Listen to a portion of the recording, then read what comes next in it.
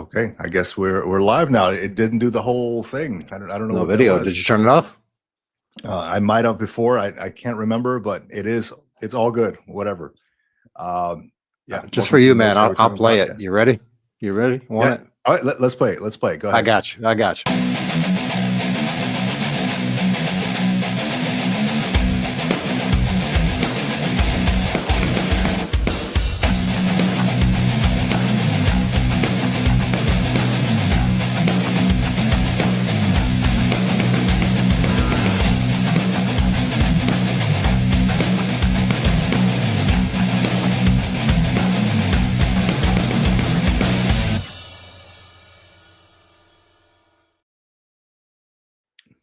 Welcome back to the Military Retirement Podcast.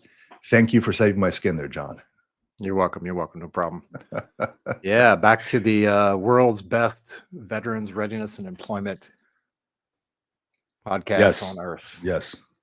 That's going to be good, dude. I have so many questions for our guest, Alfredo Torres, about the VR&E because, as you know, I'm currently going through it. I know that you went through it and currently going to school with it, right? Yep.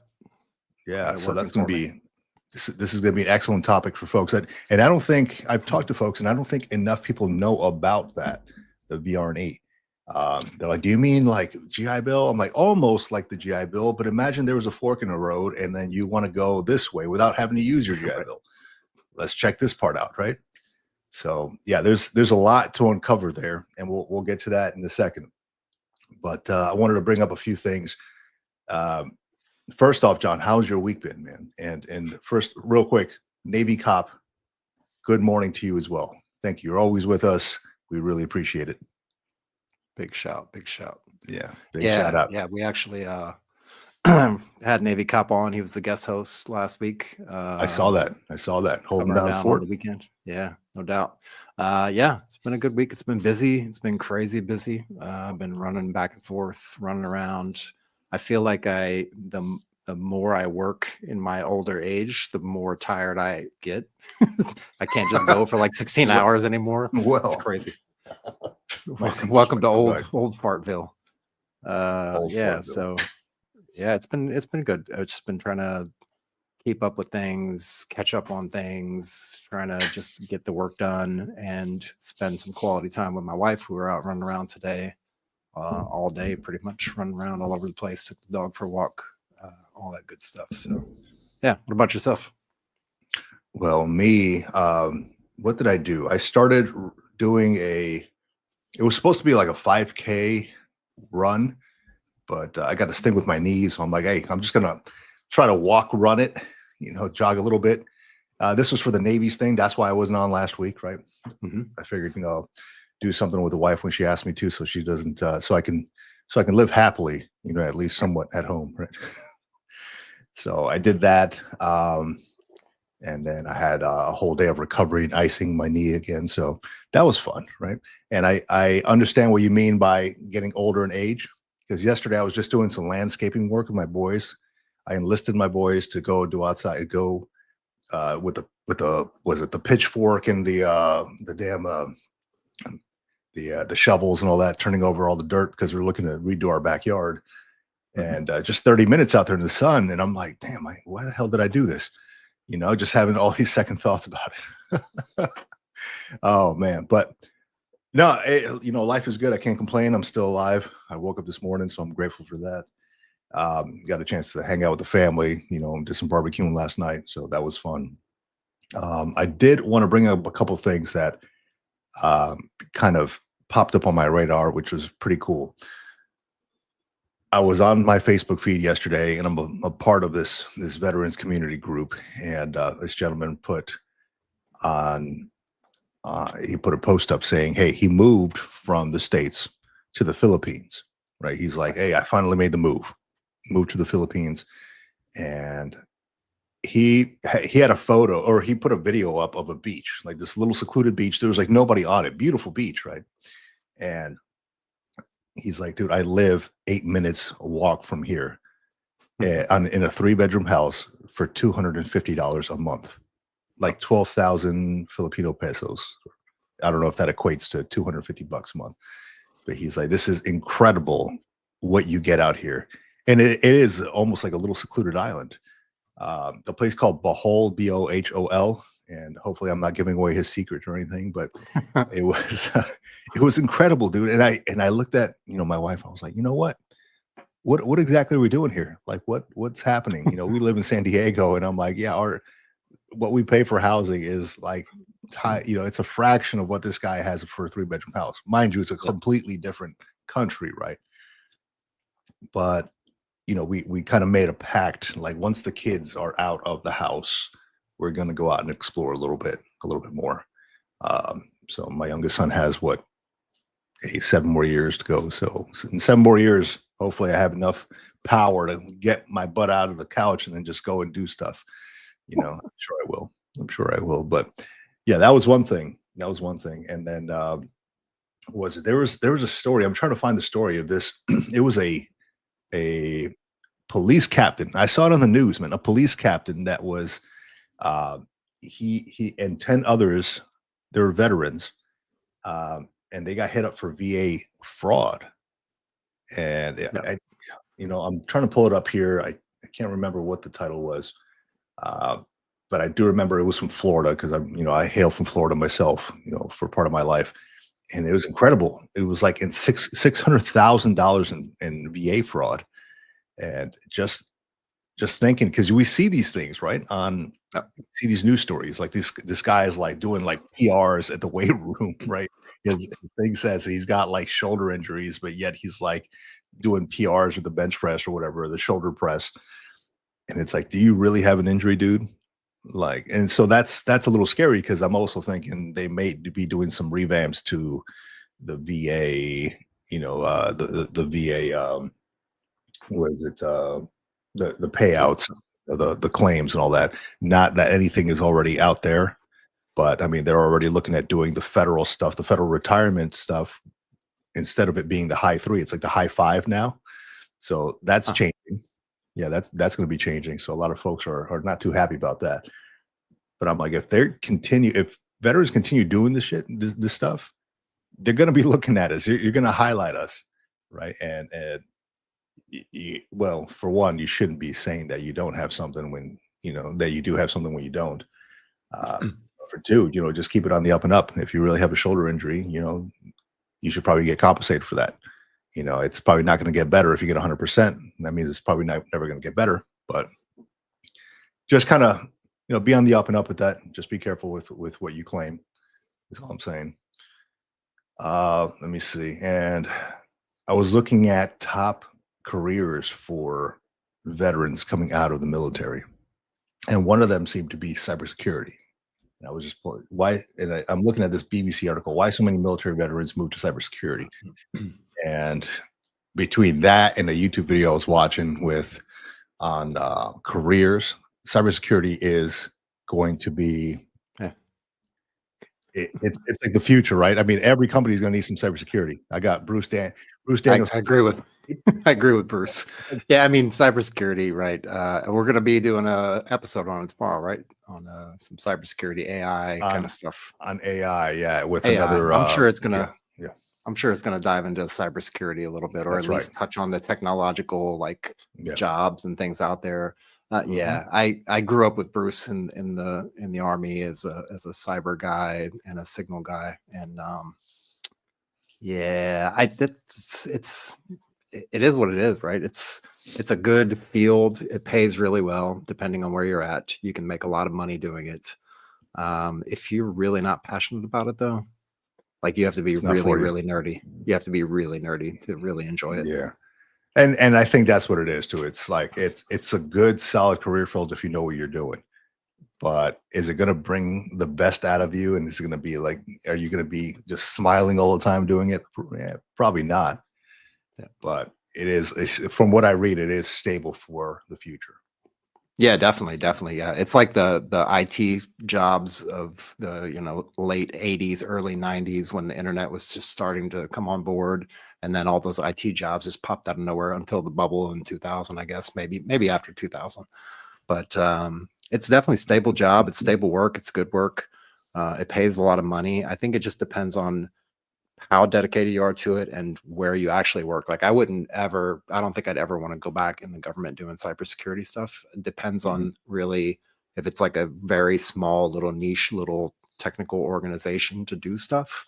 Yeah. But doing stuff in the government cybersecurity wise, I don't know. It really depends. It really depends on what you're doing. And of course, you got to be able to figure out what the niche inside of the cybersecurity umbrella looks like, because you can do things like pen testing, you can do cyber law, you can do like there's a whole bunch of stuff you can do within the umbrella of cybersecurity. So yeah, man. I mean, I'll tell you, I wasn't too excited about it myself. I just figured, it's a solid career. I'd rather be doing something else. I had the same reaction as Bruce did. Meh. True warrant it officer is what speak. it is. Yeah, it is. Meh. I continue living my life, but I thought I'd bring it up because I know that you did something to that effect, right? Cybersecurity. The last 8 or so years of my career. Yeah. And I tell you what, I really, really enjoyed, I got the opportunity to work with the Northeast Cyber folks up in New England, up in around the Boston area. And I worked with a group on the air base there in Massachusetts that was like the Lincoln Laboratories, which was a kind of a think tank, kind of a creative place for geeks, and like everything you could think of technical. I can't really get into a lot of the details of it, but everything you can think technical that we're exploring, like that was going on there. I got to actually run a bunch of cyber ranges, got to do a lot of testing on tools from all the different not cyber, but all the really high-tech centers of excellence across the country.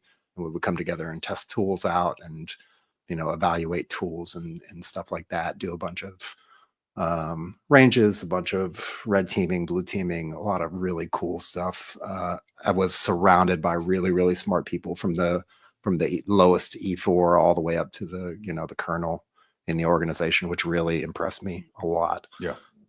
But yeah, doing that stuff in a regular unit, like a regular Army unit or a regular Marine unit, like I don't know if I would like that. If you were on a special team, I think it would be pretty cool, almost like a spec ops, but for cybersecurity. But other than that, you're just doing mundane paperwork and just running the mill. You gotta stuff. love it, man. You gotta that love stuff's it. boring. Yes, it is. Yeah. All right, so I think next up we'll bring up our next guest, because I do have a lot of questions for Mr. Torres, Alfredo Torres, who is a vocational rehab counselor. He's an expert in this, and John is currently going through it. I am going through the process of getting the approval for it. So a lot of people don't know, and I just had a conversation with a sailor the other day, a retired guy, who wasn't aware of the VR&E, and I'm like, dude, we got to get you on this, man, because he's almost exhausted all his GI Bill, and it was on Facebook. And he's like, hey, are there any other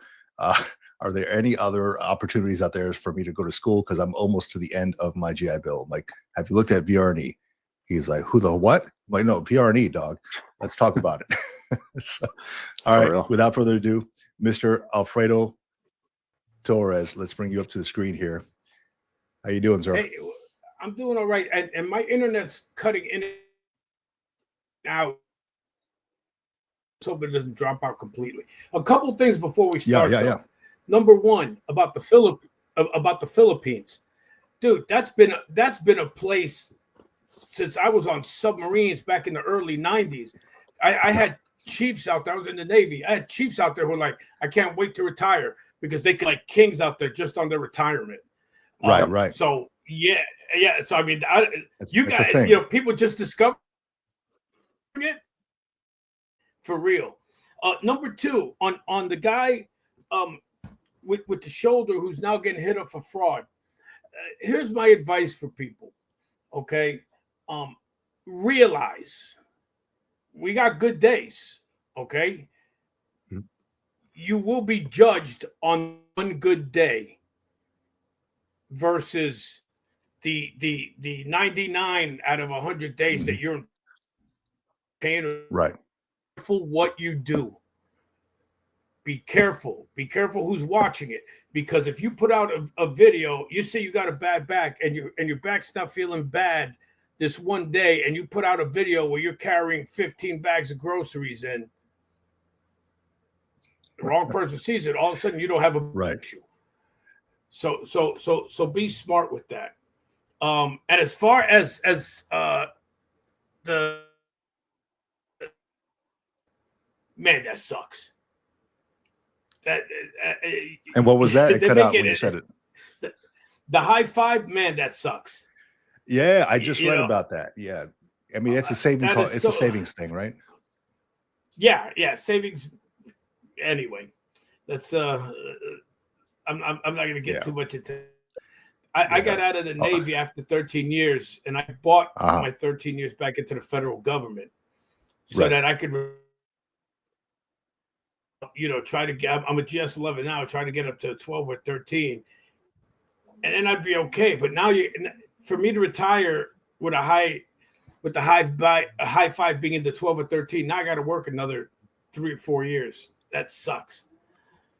Yeah, it's not what people wanted. I can tell you that. I saw a lot of folks on the Facebook groups talking about it. They're like, what is this? A lot of people getting screwed out of it because all your time, you're all this time you're wondering. I mean, people do calculations, right? Oh, here's what my retirement's going to be, the high three.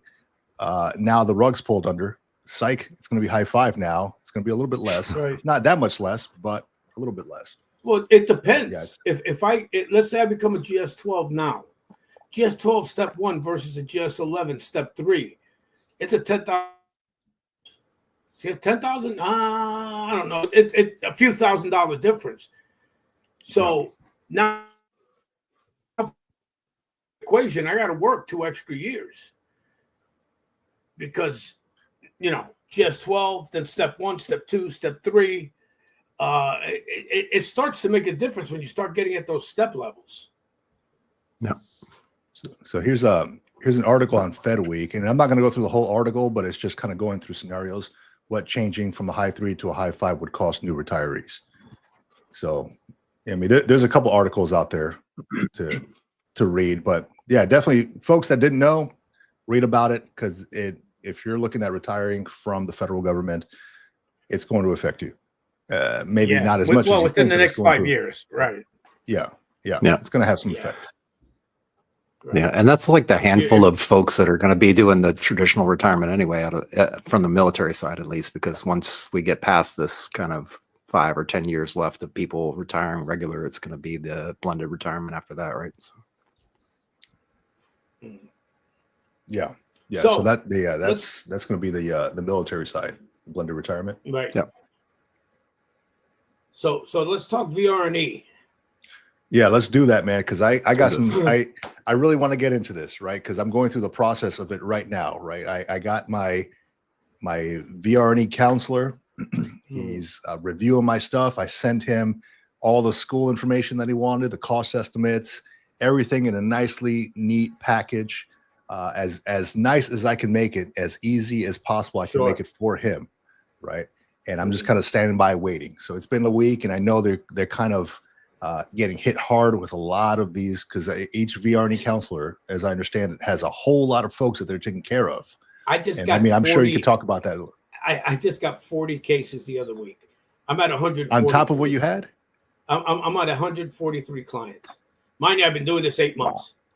How do you dig yourself out of that, man? Like, how do you get to the top? How do you breathe with that? A lot of them, a lot of alcohol is how I dig myself out of it. Medical marijuana. If you live in that state, do that. No, seriously, it's a matter of planning. So like my regular day, I work an 8-hour day. I try to have 6 appointments, right? That are scheduled for half. But you got to leave a half hour in between them because sometimes they run long. If they run short, then you can catch up on paperwork. But the first hour of my day is paying bills, right? I got to pay the schooling, and then making sure that the clients get paid. So I got to go and make sure that the schools have sent us their attendance so that I can pay them off. And then the last hour is, people who've discontinued, people who've graduated, people who are already working, is processing their stuff. So yeah, it's a lot. And with the uncertainty in the government, the fact that we deal with a lot of people who feel entitled. And if you're a veteran, take a step back with the attitude. And I mean that seriously, because a lot of us, I got PTSD. So every time that somebody comes with me with an entitled attitude, I got, I got this guy right here, and you'll hear it. Yeah. You'll start to hear that because it's like, that's when you know you went overboard. It's like, he starts choking the chicken. He went overboard. Come on, you son of a. But have a little grace is the point with that. So, if one more person leaves my area, I'm gonna get another 20 cases minimum. That puts me at 163. A lot, and a lot of these people, by our requirements, are only required to meet with them once a year to actually talk to them. Other than that, they'll get monthly status update emails. Half of them don't enter the status. Half of them who don't read the questions.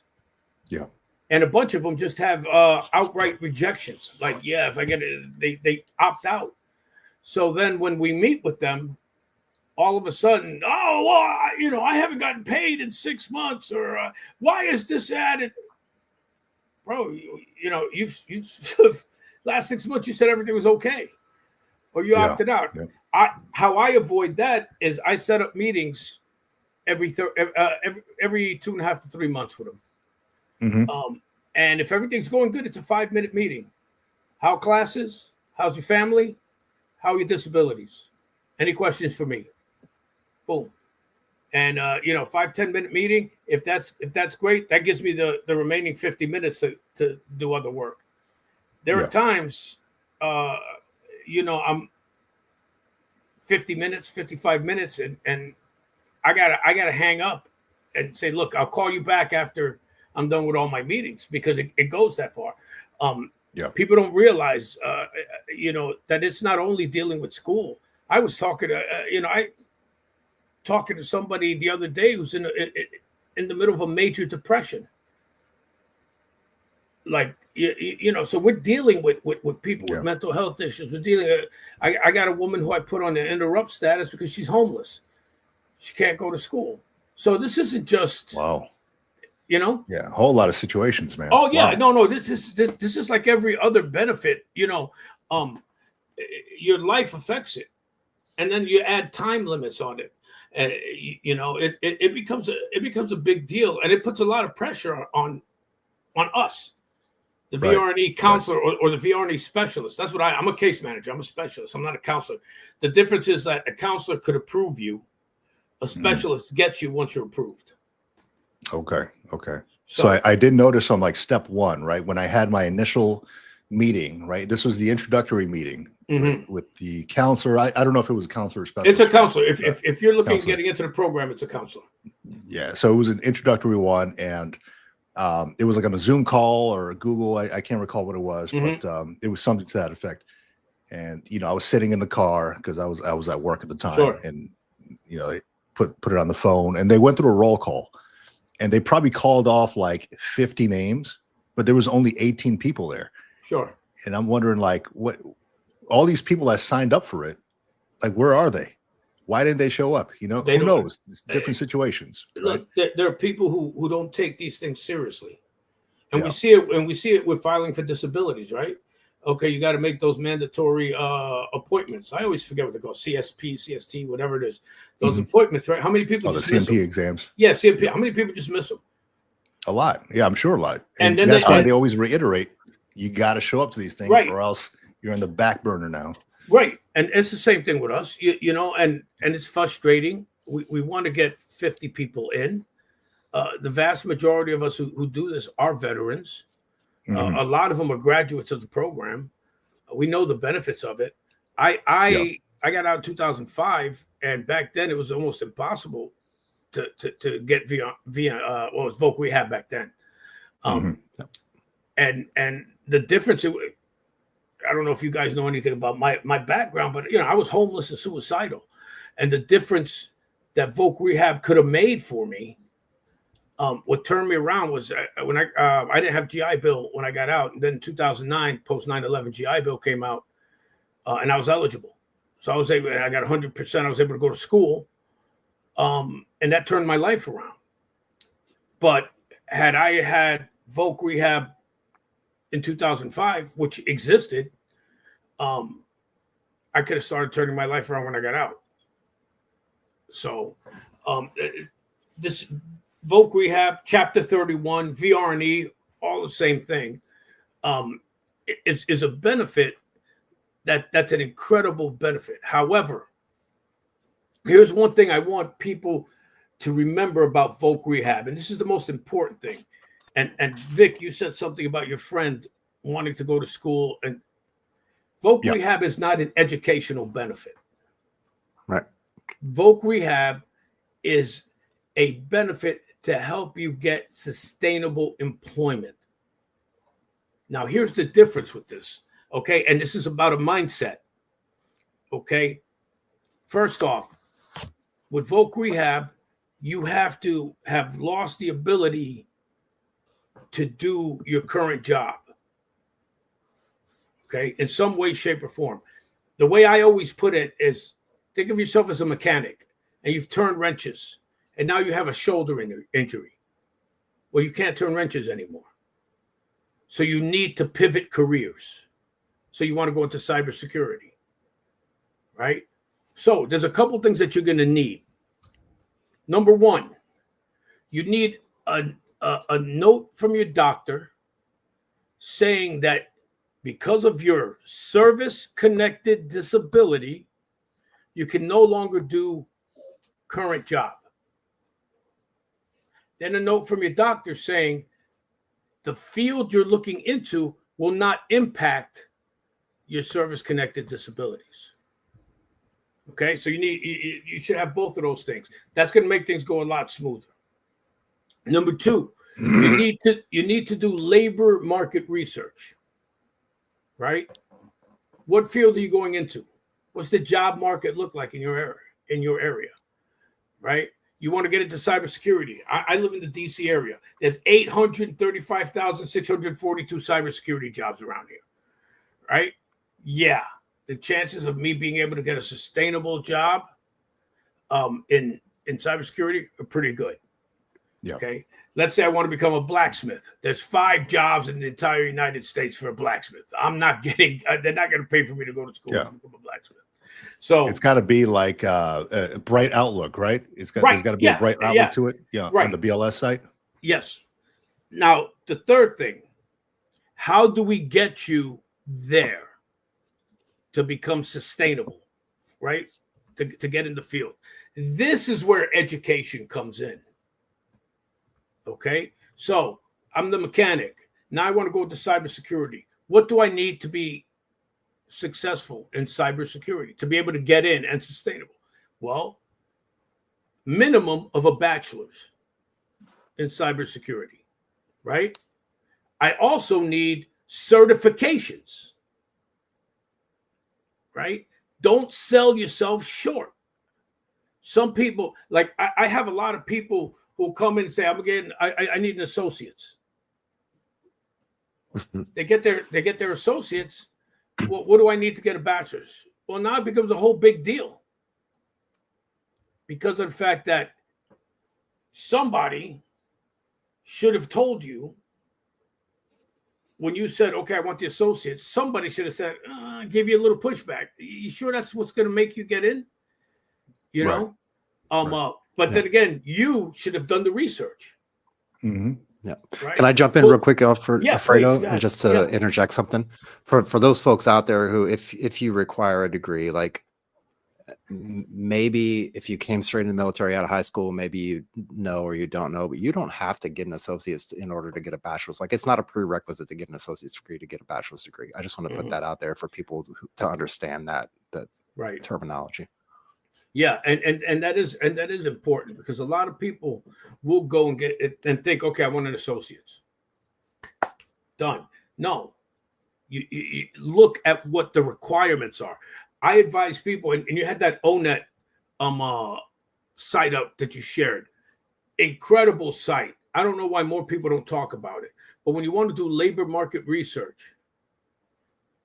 go to onet.net. I believe is what it is, right? ONET online. Go there and now pick any one of these. Pick any one of them. Okay. First of all, what's good about this is it's going to give you alternate names for the position. If you look right up here, examples of jobs, right? It's going to give you different names. This is important, okay? Because I want you to think about it like this. What's a captain in the Navy in 06? What's a captain in the Army in 03? What's an 03 in the Navy? A lieutenant. What's a lieutenant in the Army? 01 or 02, right? So even for jobs that are the same thing, we have different names in the military. You know, what's it? E9 is 85 different names based on what, you know, all do essentially the same job, but based on wherever you're at, this is important because if you want to do cybersecurity, there might be different names for it based on the company you're looking at. Okay. Now, we got administrative service managers. If you scroll down to the bottom, so it's say they're the tasks, the technological skills. If you keep scrolling down, there's going to be a point where it's going to say educational training credentials, I think is what it education. No, there you go. Look at that's going to tell you what the majority of the people have. Okay. Now you can assume toward the bottom, look, 20 something. I can't see because it's small on my screen. But what's that for bachelors? What was the percentage of the bachelors? Yeah, it's 24%. Okay, how many would have post-secondary? 13. So now you can assume, right? People with at least a bachelor's, there's less people in there with a bachelor's. So you go and get a bachelor's, it'd probably give you a better chance, right? Would be the assumption. So you could look at that. It'll also tell you certifications. What certifications do you need? You want to make all of this part of your plan. So when you go to the VR&E counselor, say, okay, I need to get to cybersecurity, I need minimum of a bachelor's, and then I need, security plus, and maybe for what the field you want to go into, ethical hacker or any of that kind of stuff. Okay, but do it so that have it all laid out so that this way it's calculated into your time and you're not struggling toward the end to now try to catch up with it. And I saw somebody put up something about independent living. That was Jane. Yes. Okay. So, hey, Jane. I know Jane. So, yeah. So she knows. She's well known. Yeah. So VR&E has 5 different tracks. What we're talking about and concentrating on is the voc rehab, also known as Chapter 31. But actually, Chapter 33, which is the GI Bill, is considered part of VR&E. Chapter 35, which helps with your spouse, your military military spouse and dependents. That's also considered VR&E. So VR&E is the whole program. What we're talking about is Chapter 35, and VR&E can help you with independent living for those of you who might need it because of a mental or physical disability that you might have. So anyway, so we go back to Chapter 31. You've got your letters from the doctor saying you can't do this job and you can do the job that's coming in. You've got your labor market research and you've got your game plan. And your game plan in this case involves education. Everything that you do has to, if we're going to pick it up, has to deal with that education track. So I'm doing cybersecurity. I want to take a photography class. Not paying for it. It's got Doesn't nothing apply. to do. Yeah, okay, you got an elective. That's great. Your elective better, work in some way, shape, or form towards cybersecurity. Okay, I don't care if it's the history of cobalt. You got to give me something, because I'm not going to pay for photography. I'm not going to pay for your physical education elective. All right. Yay, volleyball's an easy A. That's great. That's also going to be, depending on where you go to school, that's going to be $1,000. That's going to be $1,000 A. That's coming out of your pocket. So am I right to understand that the VR&E will cover the courses for the class, but only not the electives? Is that what you're saying? It'll only cover the actual classes you need to get the degree? Right. Now, if you have electives, the electives have to correspond with the classes. So I was a communication major, right? So I had to take core communication classes, and then I had to take 4 or 5 electives. Well, those 4 or 5 electives came out of a list of communication classes that were not required. So now I could take, like, one of the classes I took was the communication of love. Hence why I'm always so happy and popular, and not happy and positive. There you go. Anyway, but so that was was an elective that dealt with my core major. So in VRE terms, they would have paid for that. Okay, got it. So you can't go outside of the actual lane of your degree plan. Right. And there's Jane, Okay. Another one of the VRE areas, entrepreneurship, which it will help you with. So, but again, we're talking chapter 31. We're talking VR&E, voc rehab. So yeah, it'll cover that. Here's another thing. When you're looking at GI Bill chapter 31, pros and cons to both. The pro, and you cannot use both at the same time. Mm-hmm. Okay. Pro with GI Bill gives you the freedom to go where you want, do what you want. Right now, I could be a cybersecurity major and take that photography elective. It's my GI Bill. I do what I want. No. Con with your GI Bill. Let's say you need a new computer coming out of pocket. No. Right. Let's say you're a photography major. Let's say you're a photography major and you need a new camera. It's coming out of pocket. Let's say you're a let's say that you're an HR specialist and you want to get your SHRM certification. It's coming out of pocket. Now, chapter 31, voc rehab. Let's say you're a cybersecurity major. Everything that deals with cybersecurity is covered, right? So if you want certifications, we'll cover that as long as you put it in your plan. You need a new computer, we'll pay for that. You gotta give us the requirements, right? You got to give us proof that you need a minimum of this computer, and you can normally get that from your school, right? And you got to give us a justification. My computer is 5 years old. I need a super duper state of the art computer that has 835 billion gigabytes, and but don't sit there and say, and it's got a gaming card, because we're going to tell you to F yourself. That you're not using that for school. Let's say you're a photography major. You want to be a photographer, and your camera's busted. You put in a request. Give me the justification. Mm-hmm. will pay for it.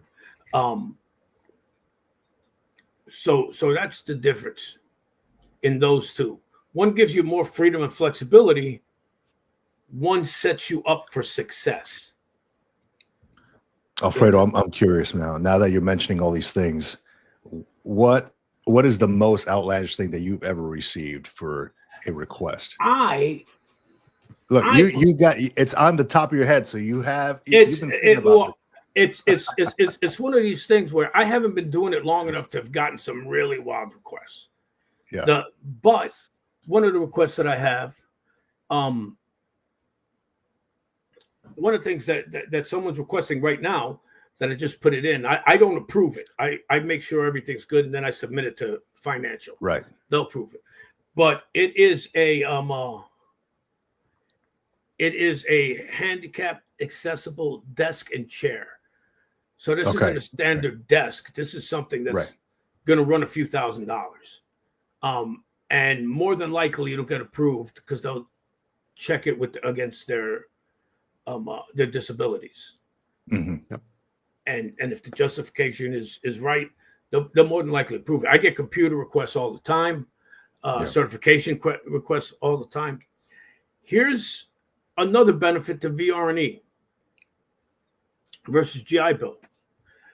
VR&E, let's say you're taking cybersecurity and you take intro to cybersecurity and you fail it.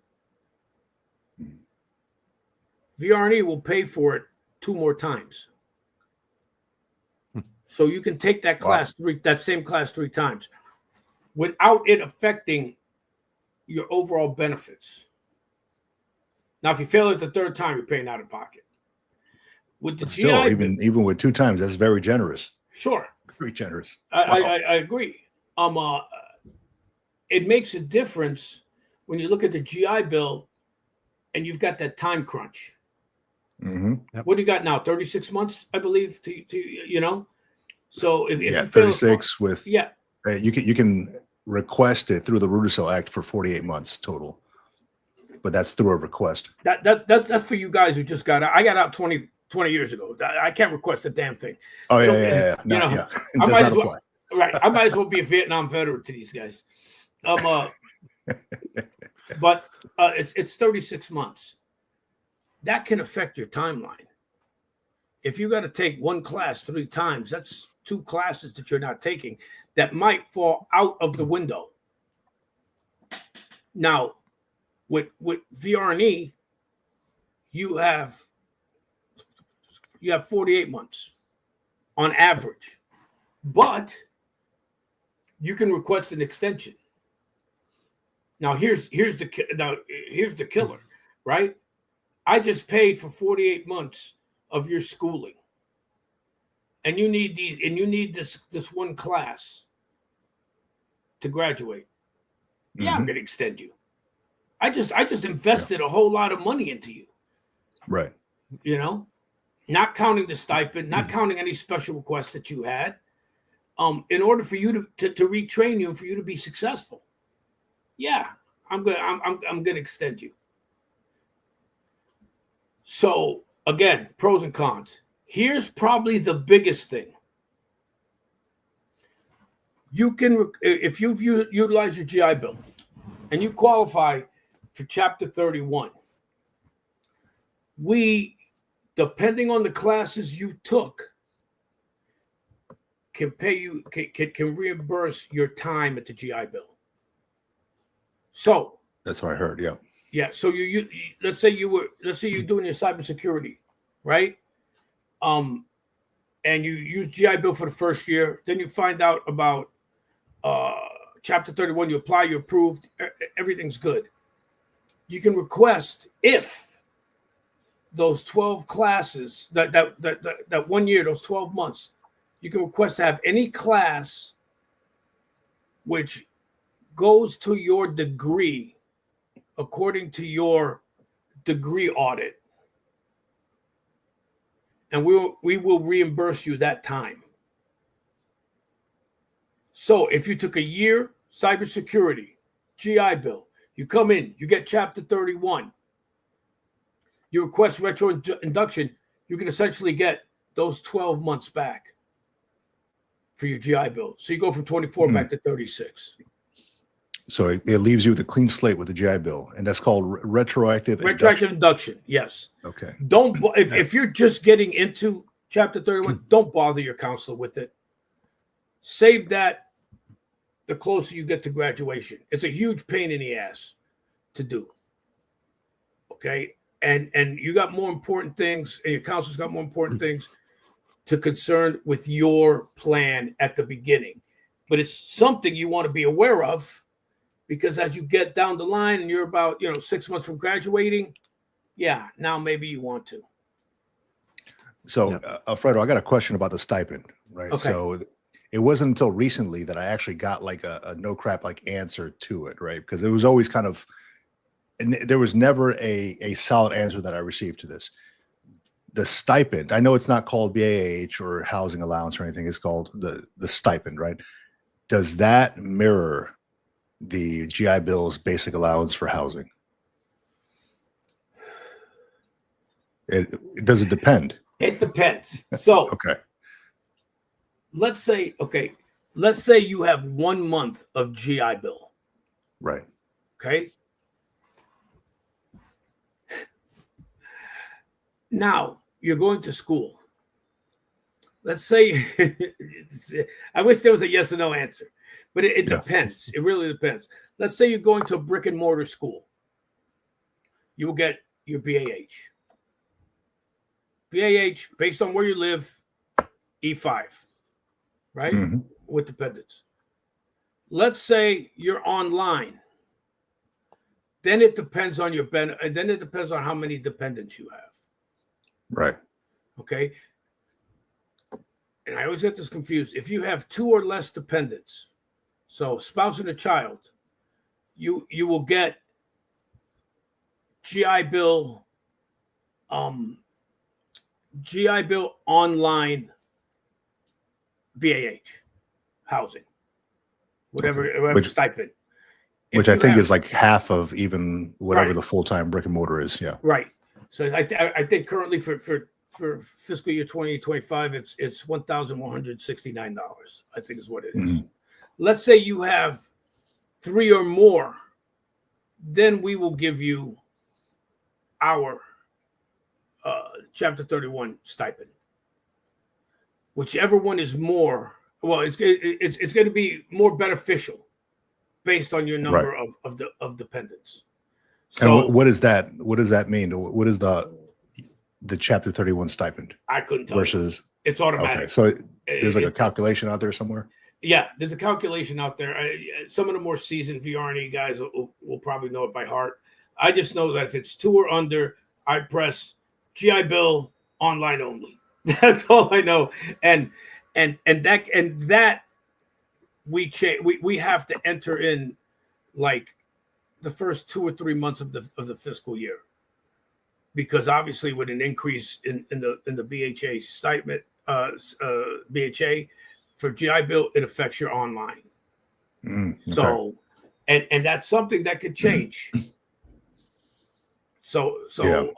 But again, it depends. The stipend depends. Now, here's another thing to add to that. Let's say you're taking 5 classes. 4 of them are online, and 1 is brick and mortar. And you have at least 1 month of GI Bill. Mm-hmm. Then we can give you the BAH for GI Bill. So that's good to know. That's something that I was looking at too, because I did the research. I talked to the counselor, and they kind of explained the same thing you did, right?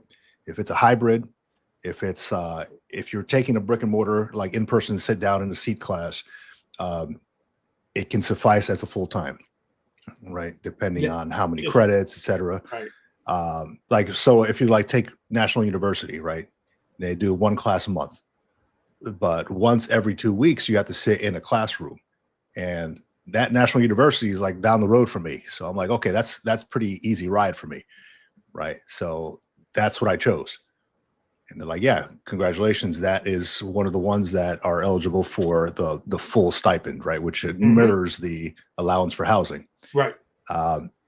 If I was to do it online, because National University does have just online courses, it would have been just like John brought up there on the screen. It would have been somewhere around $1,000.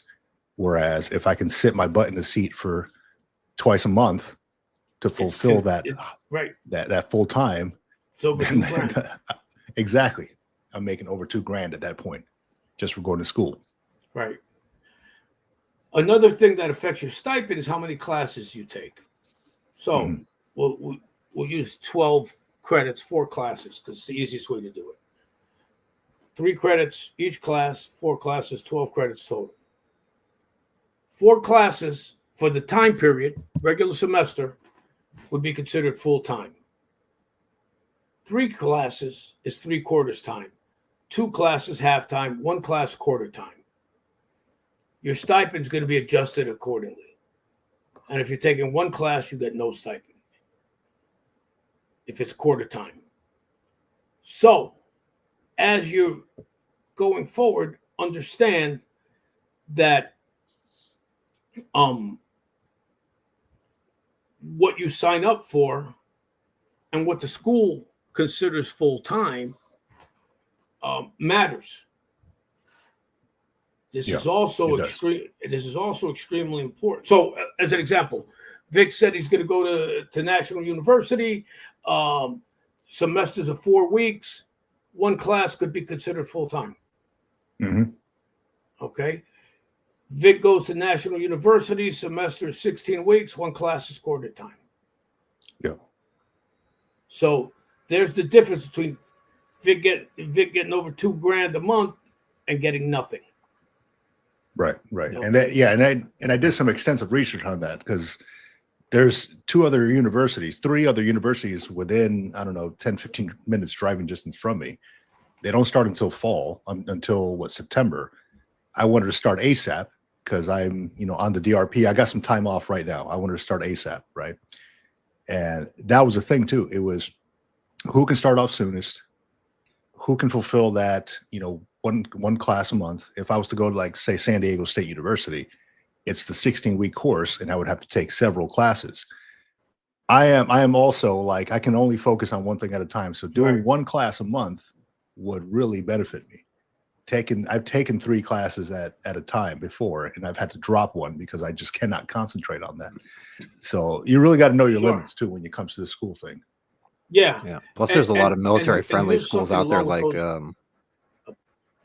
sorry, I didn't mean to interrupt, but I was going to say a lot of the schools that are military-friendly, like my school, University of Maryland Global Campus, is one of those schools that are really military-friendly. They actually have classes. They double down in the summer, so they have a split semester in the summer, and the full-time requirement is 1 in-person class and 1 online class, and that's it. And I think the semesters are 8 weeks long, so it just really depends. If you can find a military-friendly school, it really helps. Now, along those lines, first of all, I applaud you, John, for having gone through it, and I'm applauding you, Vic, for going through it.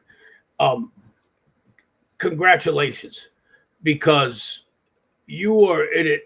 I went back to school in my 40s. Now, mind you, I already had a degree, and I'll talk about that also. I already had a degree that I got in my 20s, in the late 80s, when I was more concerned with partying, hooking up, and going to the baseball and football and basketball games. I lived Animal House. I was Bluto. I'm dead serious. I would take. We had our finals in the gym, and I would go into the gym in my bathrobe with slippers on to take my finals. Fast forward to the 40s when I used my GI Bill. And this is to you guys. It's a big deal because you got what I call big people problems. You got a spouse, you got a mortgage, you got a job, you got children. You got real problems. Oh my God, my paycheck's off. How am I going to make the the mortgage. Oh my God, I got the car broke down. That's, how am I going to factor that? When you're in college and you're in your late teens and early 20s, it's, hey mom, hey dad, I need an extra $100. Okay, here you go. They put I always call it like prison. They put it in your commissary. Here you go. Here's $100, and okay, That's love you. You got real things that you got to concern yourself with. So when you sit down, this is going to you, Vic. When you're saying 3 classes, it's overwhelming. Yeah, 3 classes is overwhelming because you've got other things. So for you to complete a program, John, bravo to you. And Vic, what you're about to go and realizing your limits and constructing a program around your limits so that you can be successful, I applaud that too, because that's a big deal. It really is. And that's something that people have to take into account. If I went to school full-time, traditional school, I could be done in 4 years. Yeah, if you're taking 15 credits a semester, 2 semesters, in the meantime, don't forget, your spouse wants to go out to dinner, and the mortgage is coming out on the 1st regardless, and the hot water heater broke. Life happens. It does. Life happens. Life happens. Can I jump in real quick? I'm sorry if I'm delayed on my end, but no, man, jump in. Is please.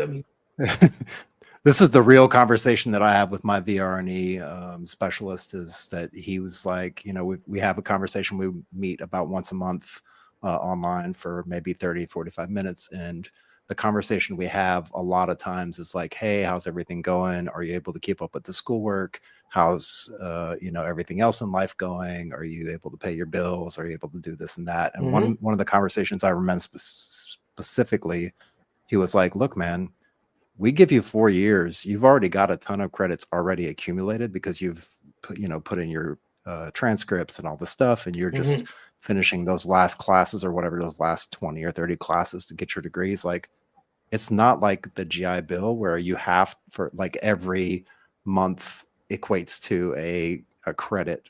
In the VR&E program, at least for me, and what he explained was, if you need to take your time and just do 1 class, like, granted, you may get half the pay, and it depends on your disability ratings and what's affecting your ability to go to school. He's like, but you've got all the time in the world. Like, you don't have to smash it in back to back to back to back through the VR&E program. If you need to take a semester off because you're stressed out, because you got a lot of stuff going on in regular life, he's like, just take the time off, take your time and do it at your pace. We're not going to rush you. We're here to help you. We're concerned with you being successful. Right. Bottom line. Again, if you look at it from a practical point, we're investing a lot of money in you. We want a return on our investment. And the return is that you now are prepared for a successful career in a new field. That's the return on the investment. We put a veteran back to work. Okay. So yeah, and we go back to what do I ask? I when I talk about my conversations, how's school? How's the home life? How are your disabilities? Right? If everything's good, you got any questions for me? And that conversation could be 5 minutes, right? If everything's good, it could be an hour. If you're having problems. So, and we'll encourage you. The leash is long, there's steps, right? So if you're actively pursuing, right, that's a certain status. It's R&E, I think, is what the status is. And I can't remember what it goes to, right? From there, I can put you on hold. From on hold, I can put you interrupted. And at interrupted, after you're there for a length of time, now I got to drop you, right? Because we can't keep you on the rolls forever, So you figure if you got to take a break, I just dropped somebody now who was on a break for 1.5 years. they had some a really bad accident that affected them mentally. It affected so they wanted time to recover. And after a year and a half, when I got the case, it'd been a year and a half. I said, look, I got to take you off the rolls. I can't keep you on. And he understood. Again, here's the great thing about VR&E is that if you have to leave the program for any reason, you can jump right back in. You just apply again and let them know, hey, I was approved for VR&E and blah. Does applying again put you like in the back? Like, so like if the line to apply or the line to wait to talk to a counselor is, I don't know, say like a few months, because similar to your situation, you may have 140 people that you're getting taken care of. If I was dropped off the rolls, 143 to be exact. Yeah. Exactly. If I was dropped off the rolls and I reapplied, would I be put in the back or would I get some kind of priority status? I can't tell you that, only because if you drop off the rolls and you come back, you go to a counselor. I'm not a counselor, so I don't know where you would fall in. Right. I know that the application process is the same, but as to how it registers, right, where your name comes up and it might say previously approved or interrupted or something along those lines, that might move you up. I that part I don't know. But even if it takes you a couple months, trust me, if you think you're ready to go back now because of an issue, a couple months is okay for you to wait, because there are people because you want to make sure that issue is resolved, whatever that issue is, and that you're able to concentrate on whatever. And I'm very specifically making sure that I do not say education, because I don't want people to get in their head that this is an educational benefit. It's an employment benefit. And please understand that if you look at it from an employment benefit, it's going to affect how you approach it. If you approach it as an educational benefit, you're not going to be accepted. And this includes like trade schools too, right? It includes trade schools, certifications, the whole nine. Yep. Okay, excellent. Now, one other thing, and I see people chatting, but it's too small on my screen, so I'm scared to touch. I'm scared to touch my computer because the internet's going good, and I don't want to. No, you're all good. Yeah, we'll put it up on the screen, so we have this set up so you can. Right. Anybody that comments will automatically put on there, but we'll put it up on the big screen. Here. So here's something. Geez, I don't want to lose it because it's an important point.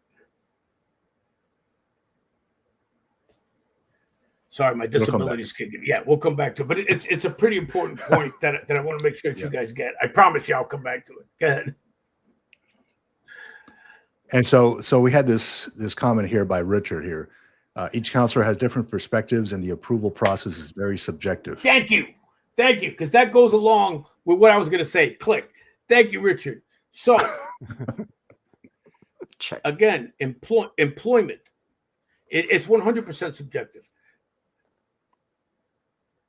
The process, the thought, the concentration needs to be towards employment, because,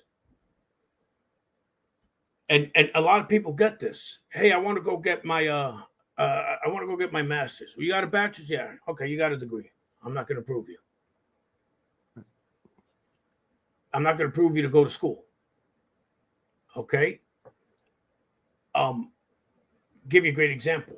I'm a specialist. In order to be a counselor, I need to have a master's in social work, in vocational rehabilitation, in psychology, something along those lines.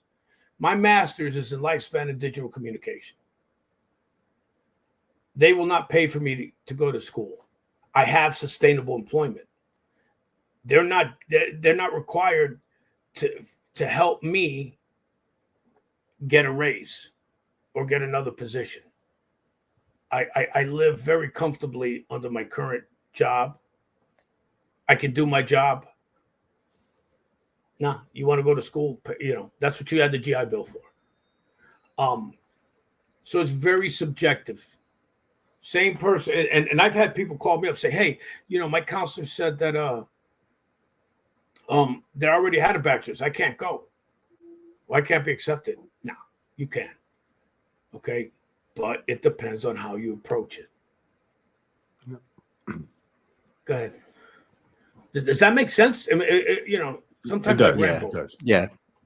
Yeah, we definitely put that out there to the world. Even when if I didn't do this podcast, I probably wouldn't know what VR&E even was. Like, this is literally where I learned about it. And then I was like, you know what, let me try it out. Let me go through the ropes. Let me see how it works. If I can get in, if I can't, and try to change my career a little bit. Right. And that's what I tried to do so that we can come back and talk in an educated manner to folks out there who want to learn about this. But I really like the fact that you pointed out that the kind of the whole point of this conversation, really the overarching point, is like VR&E is, like, in my opinion, it's one of the absolute best VA Amazing. programs that's out of all the programs. Absolutely. Whether it's VHA, Absolutely. VBA, VR&E has been one of the best, not only because it's a great benefit financially or whatever, and takes care of you and puts you in a position to be in a job or in a career field that you may or may not have had before, but it also, like, the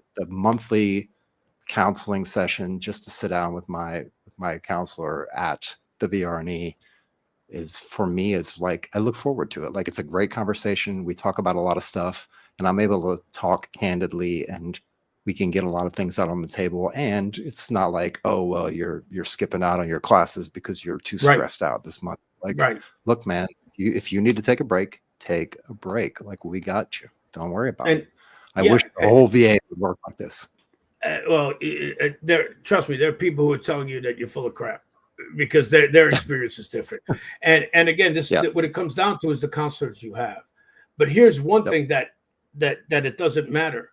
When I utilize my GI Bills, me on my own.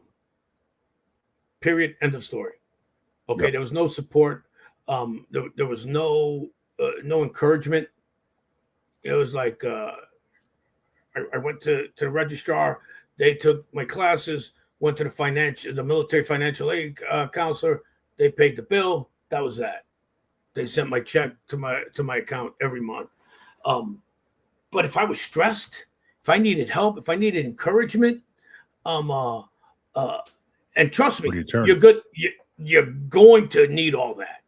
You're going to be stressed. You're going to need encouragement. There are going to be times you want to quit. Where do you turn?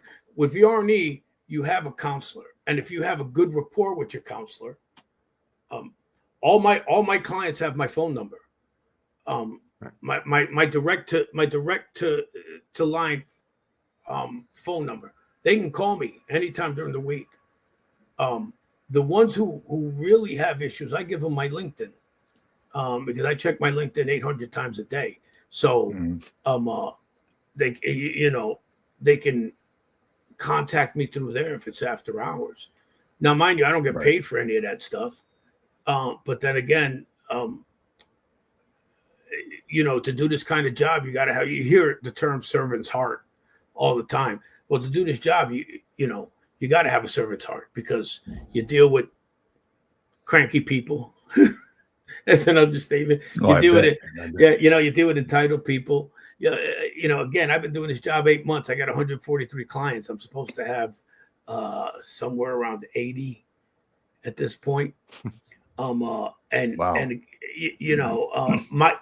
counselors, the guys who train me, my mentors, they have over 200.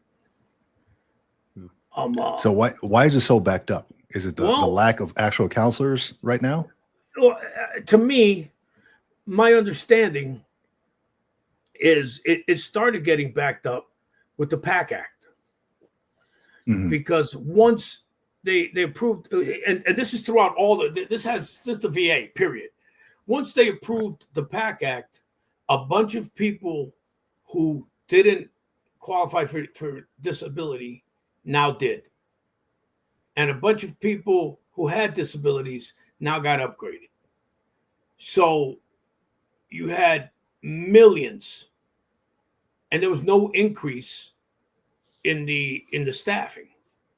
So a person who had a caseload, let's say of 50, all of a sudden turned around and had a caseload of 195. And so with that, a lot of people got frustrated. A lot of people left. Now add what's happened recently with Doge, and a lot of people are skittish.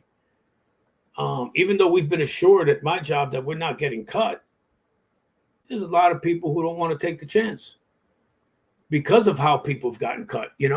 We've heard the stories, and I'm not making a political statement. I'm just saying we heard the stories of people who went to lunch and came back and weren't allowed to back into the office. Oh yeah, I heard those. Yeah, I've heard. Yeah, those. Things like that. Got bad reports on the way out. So there are people now who have got let go, who are being offered jobs back, and they're like, no. And there are people now in my field where we're not in danger currently of being let go, who are just like, I'm not taking the chance because I got to live with that fear of am I going to get axed tomorrow? No notice, no separation pay, no nothing. It's just like, and I won't get an email. I'll just go to log on, and all of a sudden I don't have the ability to log on. Yeah, So, that's the scary part. I mean, I've heard the stories as well. Like, hey, my building access doesn't work anymore when I come back. It's like, what do you do then, right? Who do you contact? Right, exactly. And, yeah. So when it comes to like VR&E, like in preparation for this, yes, there's like the va.gov website. It gives you some good information on there. But I was more so looking at getting some like firsthand experience from people. So I jumped on Reddit because there's a whole community, I'm sure you're aware, a whole community with folks who had good experiences, bad experiences. And this is when I was first looking into the program. I'm like, all right, I want to know what I'm getting myself into here. And do I even have a chance of getting approved? So I went in there kind of knowing, there's some things that don't get approved. There's some things that do get approved. Here's the best way forward based on folks who have had their stuff approved. Right. And it just so happened that, hey, look, I wanted to go this route with this education because it would make me better and something that, I really want to get into. So it kind of worked out, or at least it's working out, right? I've not heard otherwise from my counselor. Hopefully I hear good things. But yeah, there's a whole community out there. And I think as long as folks do the research and take different perspectives and kind of make their own mold and then apply that way, I think it'll work out. Don't just be afraid of, oh, it's never going to work for me. I'm not even going to apply. Hey, go ahead and try it out. Talk to a counselor. Talk to somebody. And what's great is that there's two things. Okay. One is, and I might be getting the terms wrong, but just know that there's two things. One is eligible and one is accepted. Mm-hmm. If you're eligible for Chapter 31, you're eligible. Yeah. Now you apply and you're not accepted into the program now. You can apply again. You could apply a million times. Okay. Figure out why you weren't accepted. Readjust. Apply again. And that's good to know. That's good to know because I'm going through the first kind of processes with the counselor. So I may not be accepted, right? I don't know. Keep my fingers crossed that I am. But that's good to know that there's a second chance, third chance, fourth chance if I want to adjust. Now there's rumor. Again, everything is rumor right now. That they might limit the number of applications per field. Mm-hmm. So if you don't get accepted cybersecurity, okay, now you apply for human resources. But Right, but right. you still got to meet everything else, right? So you still got to get the doctor's notes, and and you should do this even if you reapply. Get the doctor's notes, do the labor market research, have your plan of attack. This is what you need. Yeah, so make sure that you do that. Things that I would advise for you: be patient. Again, 8 months in, 143 clients. Okay, people fall between the cracks. That's in every job. So if you haven't heard anything, let's say in 2 weeks, and you got a name, give them a gentle push, gentle reminder. Hey, Mr. Torres, how you doing? Just seeing if there's been any movement on my case. I appreciate you getting back to me as soon as you can, Vic. It's just something to put it back on my radar, because again, and this happens at every job, right? Yep. Sometimes I could be working on your stuff, and now my boss comes in with a priority thing. Now I got to drop what I'm doing, and I forget to get back to you. Right? Yeah, it happens. And that happens everywhere. So I always encourage people, but be respectful. Okay, right. I had a client that emailed me every day after I told him, look, I submitted. This was for a pay problem. I submitted your paperwork. That's all. That's on my. Right. Hey, I checked my account today. I didn't get my money. I checked my account. What the hell you want from me? I'm not the financial guy. I submitted your paperwork. Leave me the hell alone. You're gonna know. You're gonna know when you get your money before I do, because it's gonna be in your bank account. Yeah. But that's the guy that at some point I'm gonna be like, I'm not gonna answer him. He's already been answered. Now I become the a-hole, right? 143 clients. I got to stop everything I'm doing for 142 of them every day because this guy emails me. Have some grace, have some understanding about what the person on the other side is. You are the most important person to you, but that doesn't mean you're the most important person to me. Yeah. So that's something too. I'm glad you said that too, because I've not heard back from my counselor for a few weeks, and I'm fine with that because I understand the workload, right? I understand it from what the conversation we had, and it was a very frank conversation. He's like, yeah, I'm working on so many clients right now.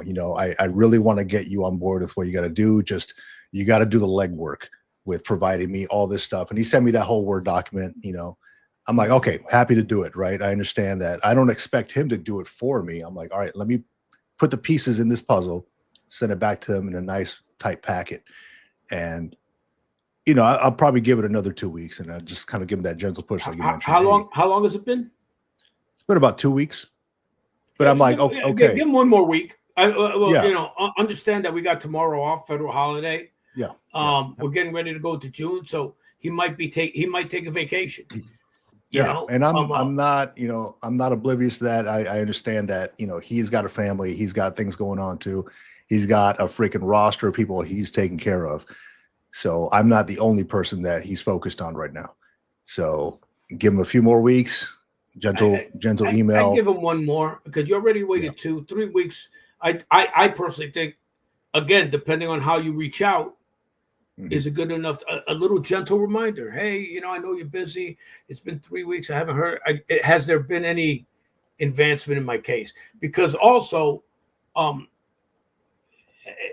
you're dealing with me, right? But there are different levels to this.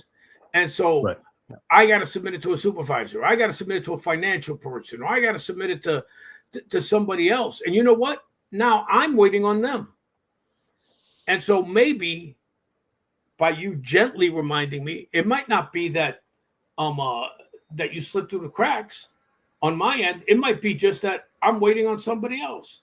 And now that you reminded me, now and I do this all the time with like people who are waiting for computers. by you reminding me, I can go, hey, brother, what's going on? I submitted this computer request for somebody else. Can you give me a status update? Now I'm reminding them. Yeah. And personally, you guys tell me if you agree with this. If I get a phone call from Vic might have been at the bottom of the pile, just where he fell. But because I talked to him and I pulled his file out, I'll probably work on it right then and there with a gentle reminder because it's in front of my face now. Makes sense. Right? Now, if Vic is going to be an a-hole. Yeah, hey, that's the truth with anything. Why am I going to rush? When I was a yeoman on subs, we used to have a plaque on our door, and it would say, "You're all just paperwork." And that was a reminder for everybody. Like when you came to us, I don't expect you to kiss my ass, but I expect you to be respectful and professional, right? And to give me a little bit of grace, and I'm going to return that. I'll be respectful, professional, and I'm going to give you some grace. So that grace is, Vic sends me a respectful letter. Oh, okay. I'm going to work on this stuff right now since I had to pull it out and take a look at it, and it's in my face. So that's. So I did have a question about the whole.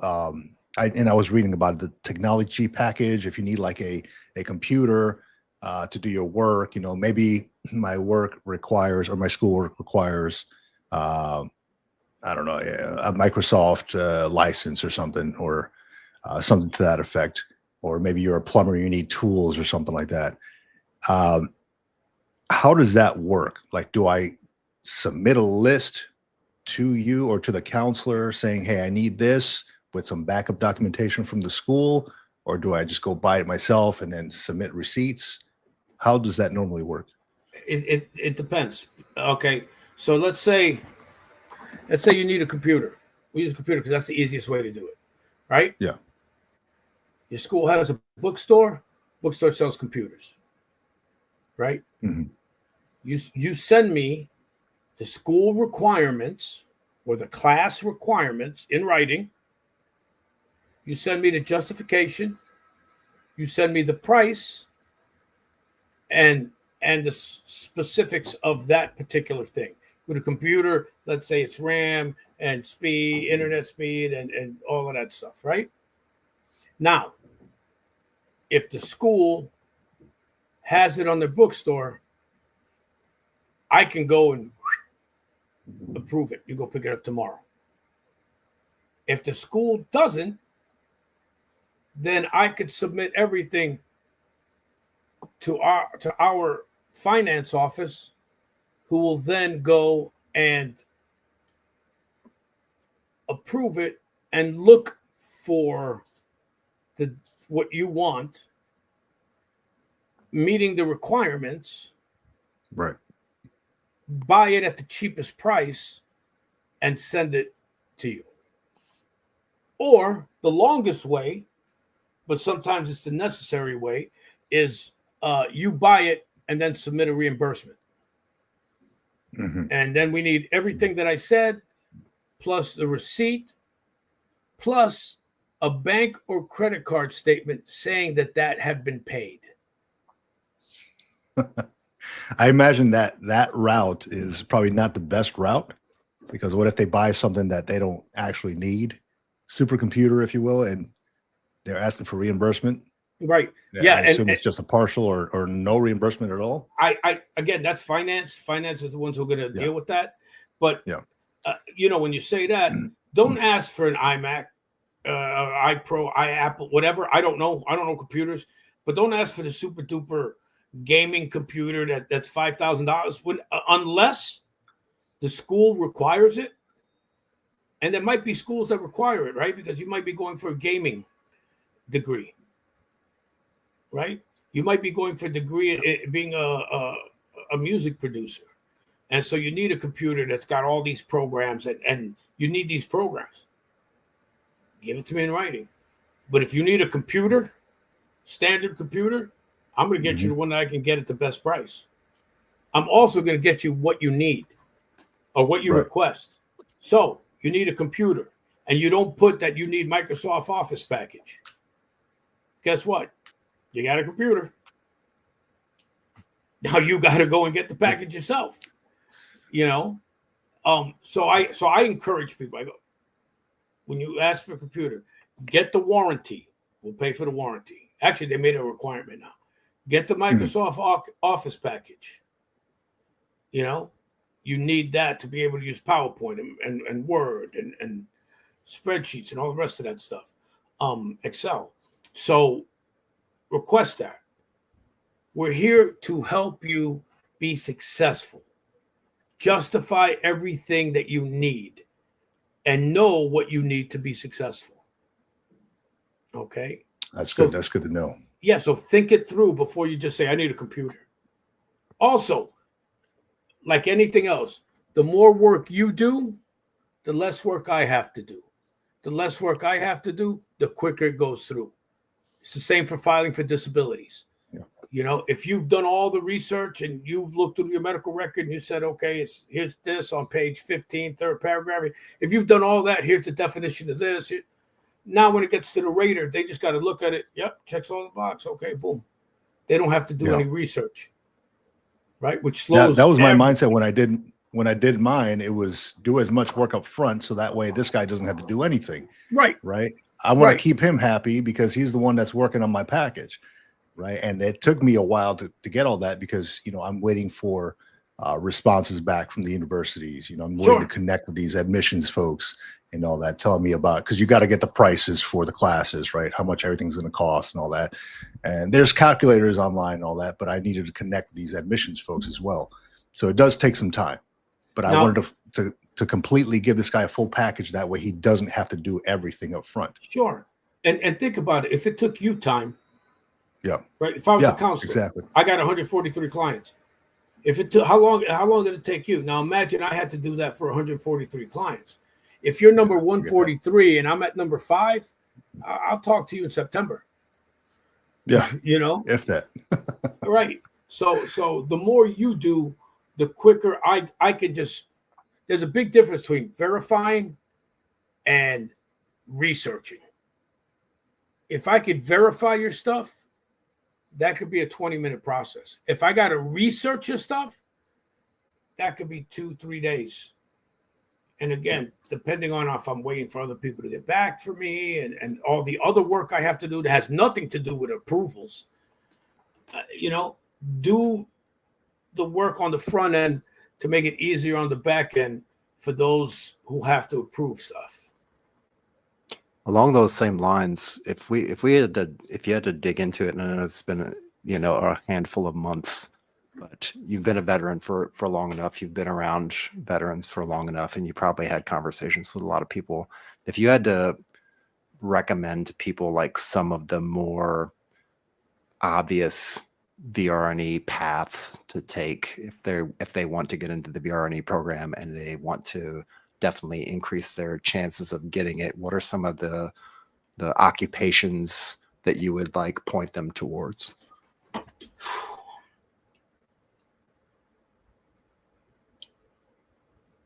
Where they anything computers, cybersecurity, AI, cloud computing,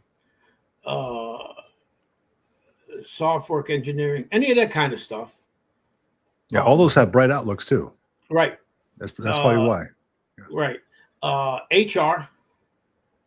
Okay. HR is always going to be necessary. Mm-hmm. If you have a servant's heart, anything dealing with social work / counseling. Okay. Interesting. But understand with that, you're dealing with people with problems. Okay. So I have PTSD. So I have to consciously remember to separate your problems and not let them overwhelm me and get me to start to spiral. Right. You know, and I have my good days and I have my bad days. And when I have my bad days, if I'm lucky, I have a job where I got a supervisor like, hey, today's not the day. And they're like, okay, cool. We'll take care of everything. But you know as well as I do, not every supervisor is like that. Mm-hmm. So you got to be able to separate that. But and again, that's something you don't do. You don't do that for the pay. You do that because you have that servant's heart, because you're empathetic.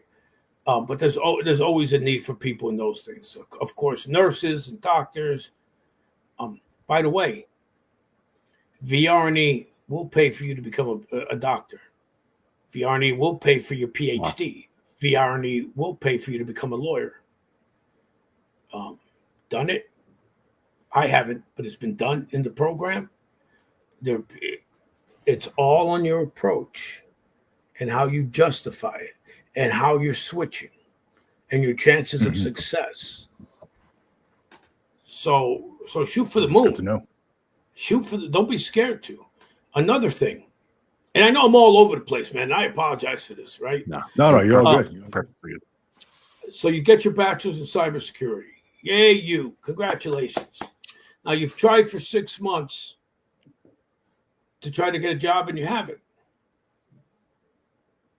Come to realize every job that you've applied for says bachelor's required, master's preferred. Mm-hmm. So you've been losing out to all these people who have masters. Guess what? Come back. We'll pay for your masters. I noticed that when I was doing my research too. It was like I came across a ton of those, and I try to limit it to just a master's required, right? And because I did not realize how many career paths just require a bachelor's. Bachelor's is necessary, but master's preferred, just like you mentioned. Sure. And it gave me a hell of a time to find something, because I was under the impression I need to find something that requires a master's. And I knew what I wanted to get into, and it does require a master's, in certifications and things like that. But just in doing some initial research, I was like, damn, there are a lot of career paths that only require bachelor's. Yeah, there's plenty of them. But the whole thing is, you know what? It's great if you got a bachelor. It's great if you got a master's, right? Mm-hmm. But if you got a bachelor's and you got 5 years of experience, 6 years of experience, why am I gonna? Yeah. Why am I gonna pass up on you and get somebody who's got 6 years of schooling and no years of experience? You got 4 years of schooling and 5 years of experience. So that's why the bachelor's is required. However, they'll say master's preferred. So what I advise people, if you want to do that, you got your bachelor's, yay, congratulations, go celebrate, have a drink, apply for jobs, keep a log, right? Give it 4, 5, 6 months, and then reapply. And use that log as your proof. Look, over the past 6 months, I've applied for 35 jobs. Out of those 35 jobs, I got 25 interviews. They went for somebody who had a master's each time. Or I applied for 50 jobs, and all of those jobs said bachelor's preferred, a bachelor's required, master's preferred. And I didn't even get an interview. Yeah. That's good. Keep track of all that stuff. Keep track. Again, make it easy on me, because what's going to happen if you come to me and say,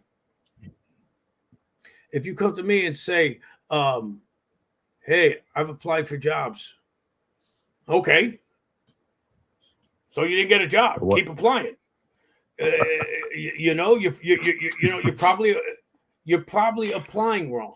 Because my automatic assumption, and this goes back to my days as a transition coordinator, we live by certain rules. You apply for a job, you don't get an interview, there's a problem with your resume. You don't get a job, there's a problem with your interview. Okay? So you went and you told me, yeah, I applied for 50 jobs, I didn't get an interview. All right, well, then there's a problem with your resume. That's what we're going to work on. We're not going to work on getting you a master's.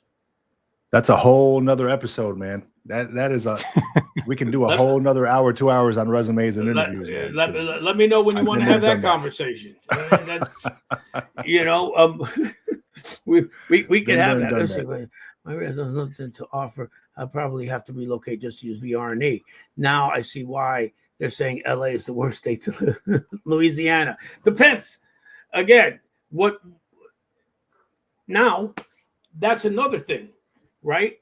Where let's say, and we're gonna and I don't know what your field is, but just for S&G, let's say your field in Louisiana is cybersecurity, and that is not the state for cybersecurity.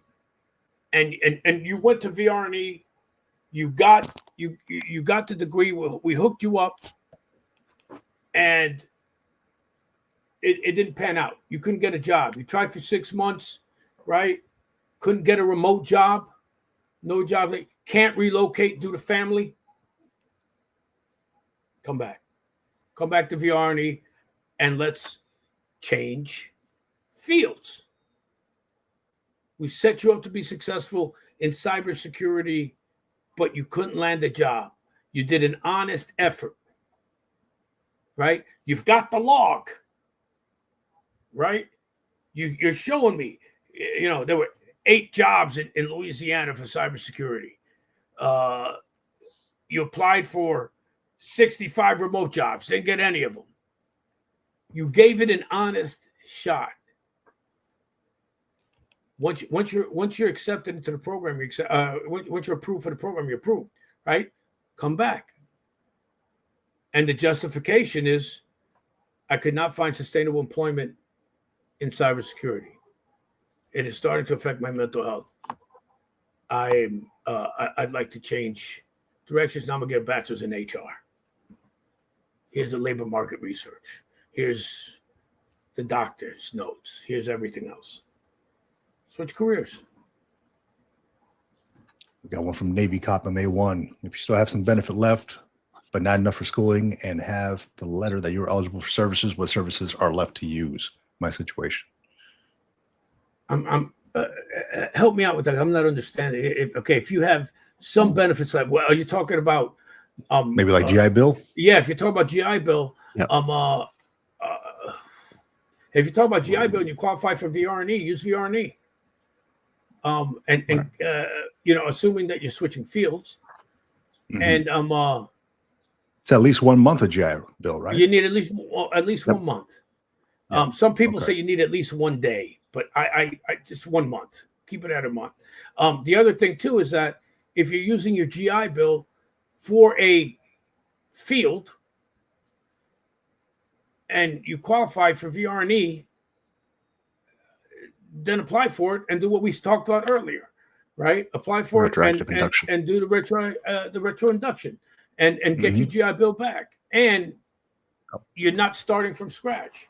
So if for any of you who are active duty, this is one of the things that I've heard recently, and God bless the military, man. I wish they could have done this.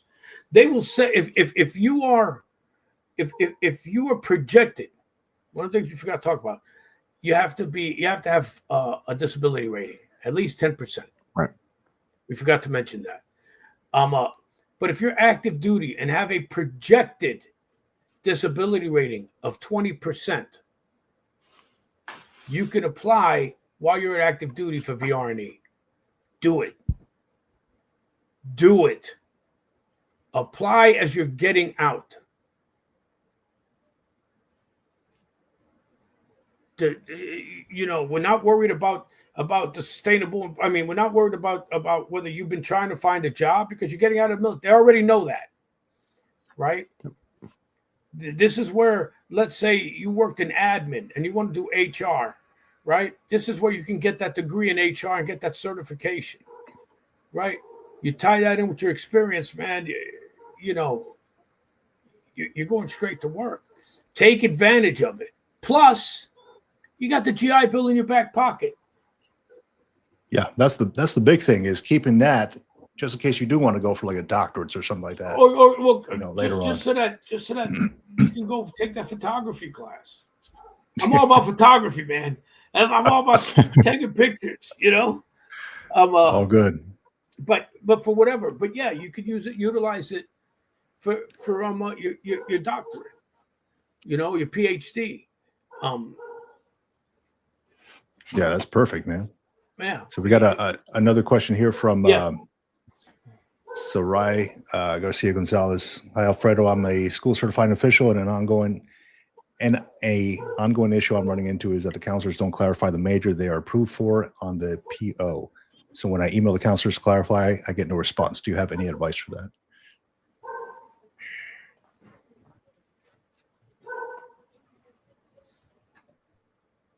If they, this to me has to do with being overworked. If they're not responding, because of the fact that if it was me, I would respond just based on the fact that if I don't respond and you submit something that's not approved, then it's going to cause me heartache later on. Right. So this to me seems like there are people who are overworked. Send them the gentle reminders. Send them once a week. In your case, I'd send them once a week. Hey, Alfredo, how you doing? Hey, I just want to remind you, I got Vic here, who's you know, I need to pay for these classes. He's getting ready to start, or he's already started. I'm gonna have to cut him off if I don't know which classes are covered. You know, can you help me out?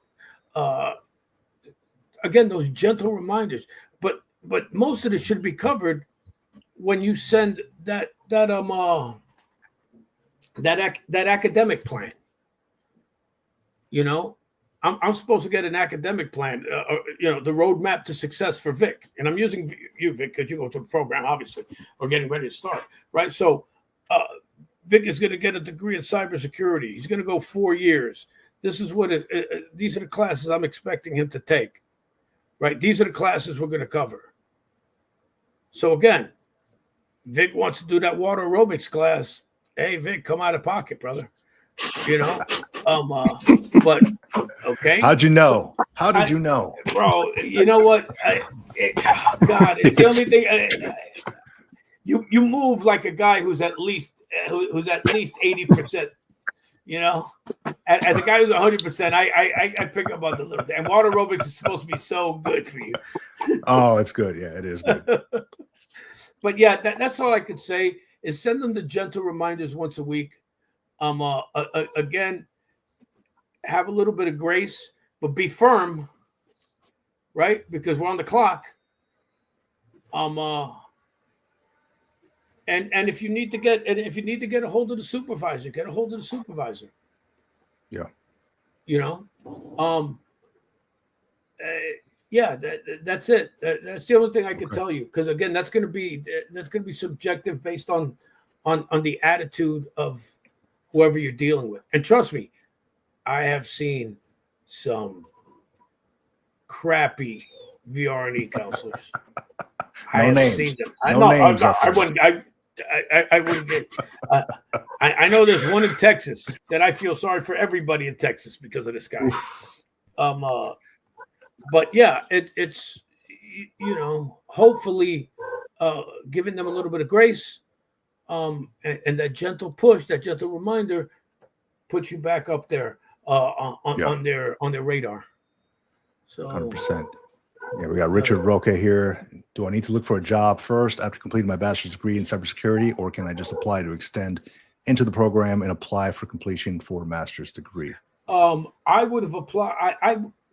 I the easiest way is I would start looking for a job about 3 months before you graduate. And again, and collect those rejection letters.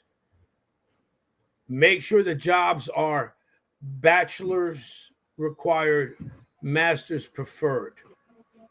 Because if you're sending me a bunch of jobs that say bachelor's required, and that's it, well then, again, you're not getting interviews, it's your resume. You're not getting job offers, it's your interview. And I would tell you guys to come back for that show when Vic and John have it. But start collecting them early.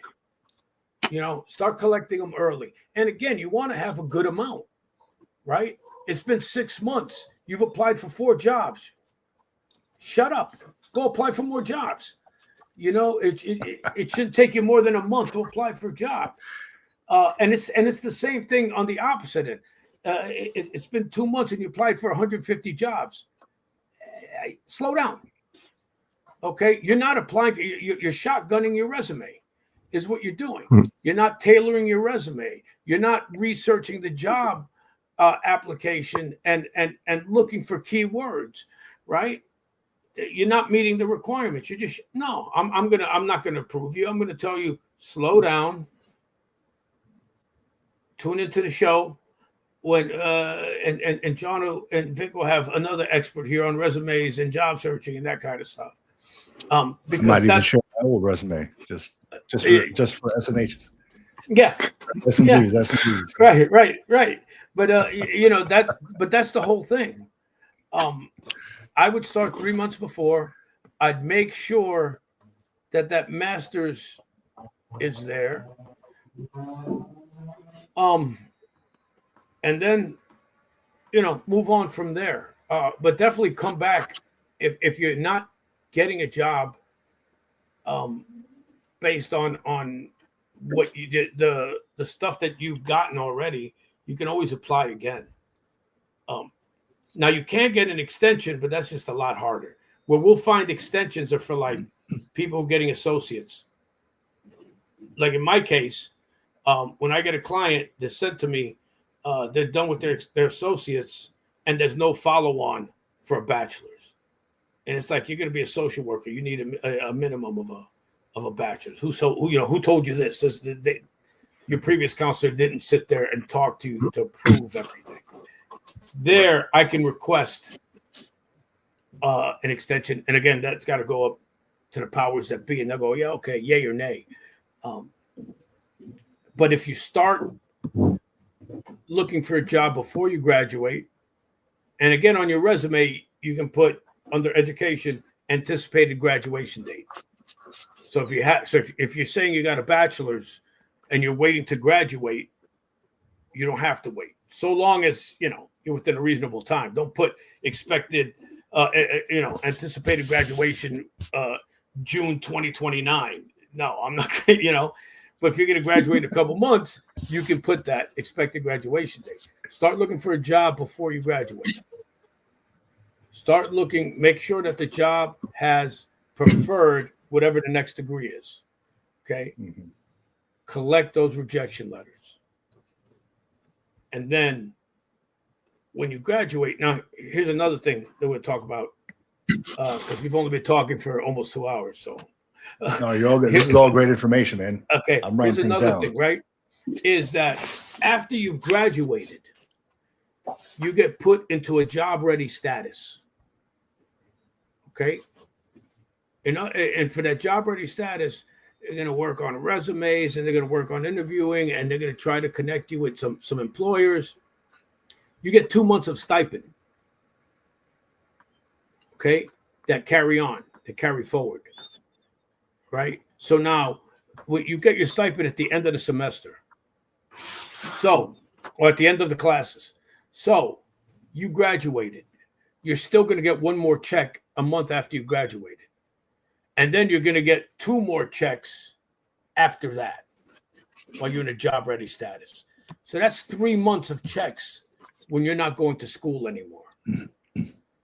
Okay.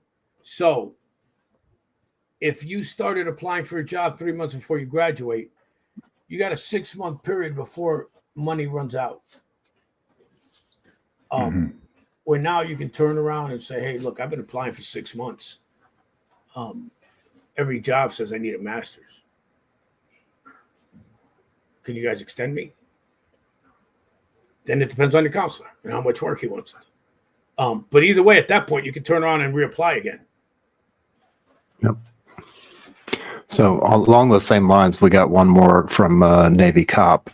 He used his VR&E 10 years ago. He has no more GI Bill left.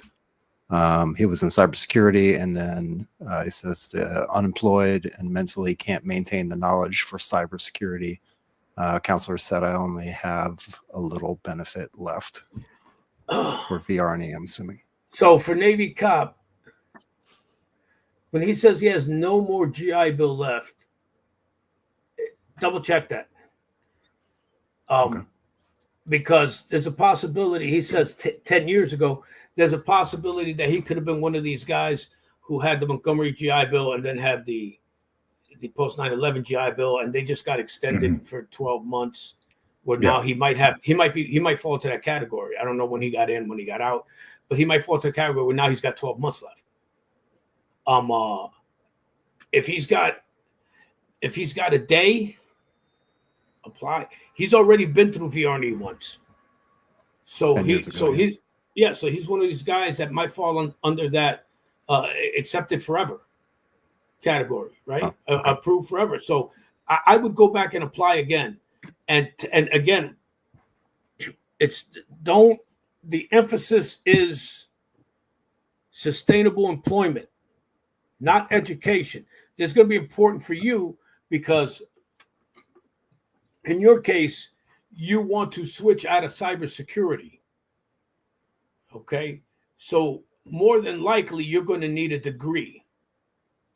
If you put in whatever field it is, if you're putting the emphasis on the degree, then you got a degree in a sustainable field. We're not going to prove you. Okay. Have that list.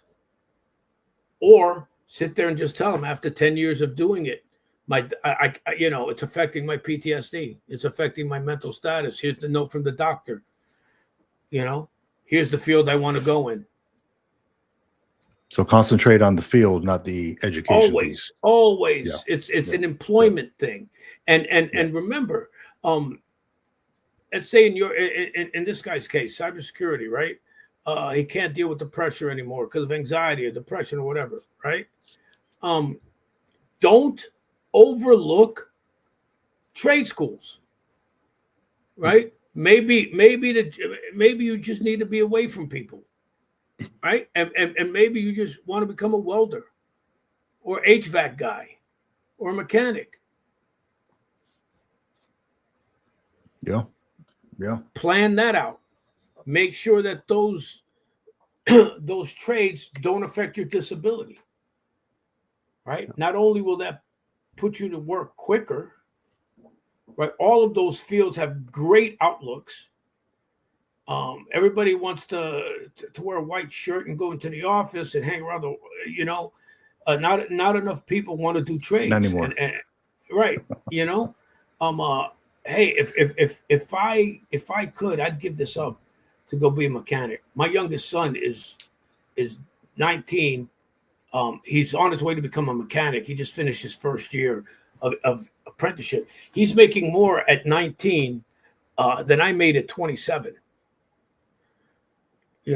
By the time this kid is 22, he's going to be a fully licensed electrician. Making 70, 80, 90 grand, no debt.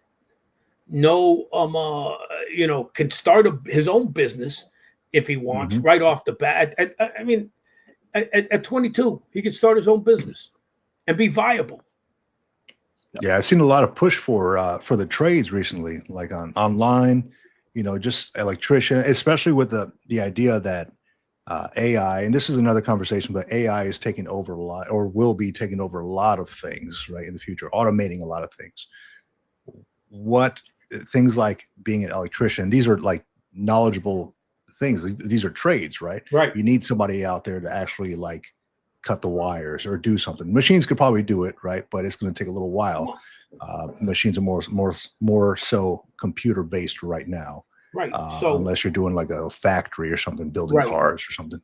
But one of the things you want to look into that's a hybrid trade computers is a field called mechatronics. Okay, these are the guys who keep an eye on the computers that are running the assembly, right? Because those computers have a program, and so these are the guys who are doing that, who are running the programs that are operating the computers. So they have to have mechatronics. Mechatronics, yeah. We got a school in Virginia that does an emphasis on that, and that's a field with a lot of money, and it's got that hybrid. These are people who know computers and know programming and that kind of stuff, but also know how to turn a wrench. You know, and is that something that you're approving a lot lately? That you're seeing people? No, that was something that when I worked at the school, as a military admissions counselor, that I would turn a lot of people to, because of the fact that it's you know, a lot of people I was dealing with were the E5s of the world, who are the hands-on people. You know, by the time you're an E5, you should be a systematic subject matter expert, right? You're the one still doing the grease work and the muscle work, but you're also running a small team, right? You're on your way to becoming the admin guy. That once you become an E6 and above, you really become more of an admin person. You're not getting your hands as dirty, right? But as an E5, you're preparing to become that admin person, to become that leader, that supervisor, but you're still turning wrenches. You know, you're still getting the grease under your fingers. So I would turn a lot of them into that, to prepare them to use their shoulders and their arms less and use this a little more. Yeah. Hidden knowledge, man, coming straight from the man. That's awesome, man. I know we're coming up on 2 hours here, and I know we could probably talk about this a lot more, but I don't want to take up too much of your time here. Well, yeah, I got stuff I got to hang up on the walls because I just moved my office. So hang up on the walls, approving freaking folks for VR&E. You're doing it all right now. You're doing it all. I guess is there anything that any final ideas or thoughts that you'd want to get out to folks who are looking to get into VR&E? Do it. Have a game plan. You know what? Follow Vic. Not too closely, though. Not too close. Give him a little bit of space. Give him a little bit of space. All right. But follow his game plan. Do the research. Right. Make sure that it's a sustainable field. Right. That the outlook for jobs are good. Do the research on the schools. Get everything ready. I don't know whether you intended this or not, but while you do it, make sure that you are looking at it through an employment lens. Yeah. Don't ever look at it through an educational lens, because you're going to approach it that way. You're going to fail. And then you're going to be one of these guys who complains at me. I didn't get approved. Well, did you do this? No. Don't be the guy who or the girl who tells people, yeah, you want a degree? Take VR&E. No. You want to change your field because your current field is either not sustainable for employment, or it's really affected by your disabilities, right? At some point, I'm going to stop doing this because I got PTSD, right? I suffer from anxiety and depression. At some point, I'm going to need to stop doing this, right? So I'm going to need to get another job that is in a different field. Right. That if that's what you need, then apply. But make sure that whatever happens, you don't look at this as an educational benefit, because you're setting yourself up for failure. Well said. Well said. I know a lot of folks do look at it like that. initially I did until I got, a kick in the behind. Hey, you need to change your mindset, look at it as a career path change, not just an education change. Yeah, no, excellent. John, you got anything? No, it's been a really great conversation, and I really, really appreciate your time, taking the time to sit with us, explaining all this stuff to us, going in depth, giving a lot of really good tips. I don't know if anybody out there is paying attention, keeping score, or writing down notes, but I know I've been writing down like a million things. Oh Yeah. I was going to ask you, and maybe I'll just send you a copy on LinkedIn or something to take a look at it. I sent a copy to my VR&E counselor. We did create a one-pager in our book, The Bottom Line Up Front. And it's basically the VR&E one pager of like what you need to know, a couple links where to go. And I'll send that to you after the show. But yeah, I really appreciate you taking the time.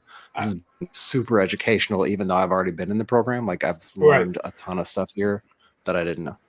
Yeah, I'll tell you what, I might steal that thing. I'm too lazy. I'm too lazy to write one up, but do it, man. Do it. That's what it's there for, man. Yeah, we for some folks who have like Kindle Unlimited, it's free for them on Amazon. It's called The Bottom Line Up Front, what you need to know before you leave the military.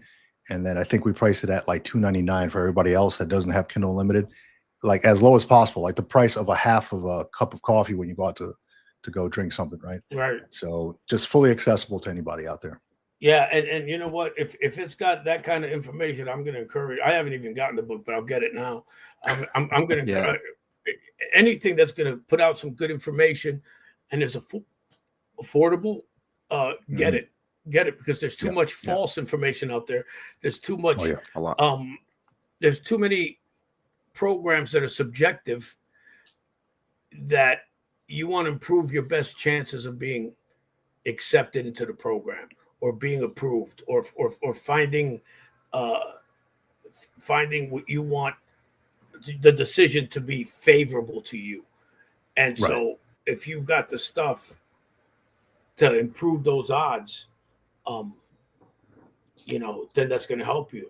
And again, everything I've said is to improve your odds. There's no guarantee because you might get the counselor like that guy in Texas, No names. None at all. Just if you're in Texas, it's a big state. It's not North Texas, Dallas, Texas. But it could be like he could be that guy and whatever. But or you could get somebody like me who's like, "Come on in! It's your 85th time applying and everything from you're in the rules. Come on!" I'm all about taking care of everybody as best I can. So, but if you follow rules, if there's a book out there and it sounds like this is it, that's going to give you the best practices and increase your chances for this stuff, then definitely go get it. And I'm going to go get it. Absolutely. 100%, man. Thank you. Yeah, we'll post a link up here. But yeah, Alfredo, man, hey, thank you for your time.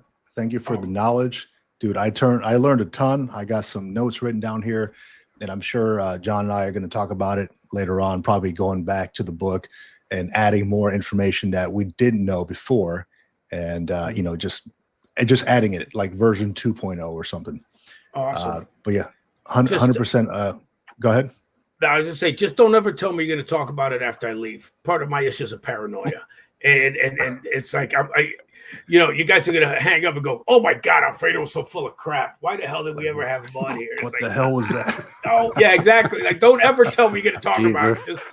Not do like what that. you got to do. No, we fully thank you, man. And I can foresee you as a future guest on the show again, just to kind of, give some updated knowledge to folks out there looking to jump on VR&E, because as we all know, rules and laws always get updated, always change.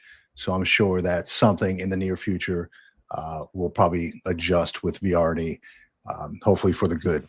Yeah. So we really appreciate your time, Alfredo. Yeah, and I appreciate you guys having me. And please, any of your listeners, anybody, and again, I've seen the chat just going up and down. I haven't been able to read it, but I'm assuming that there are people who are listening and who are having questions. Reach out to me on LinkedIn.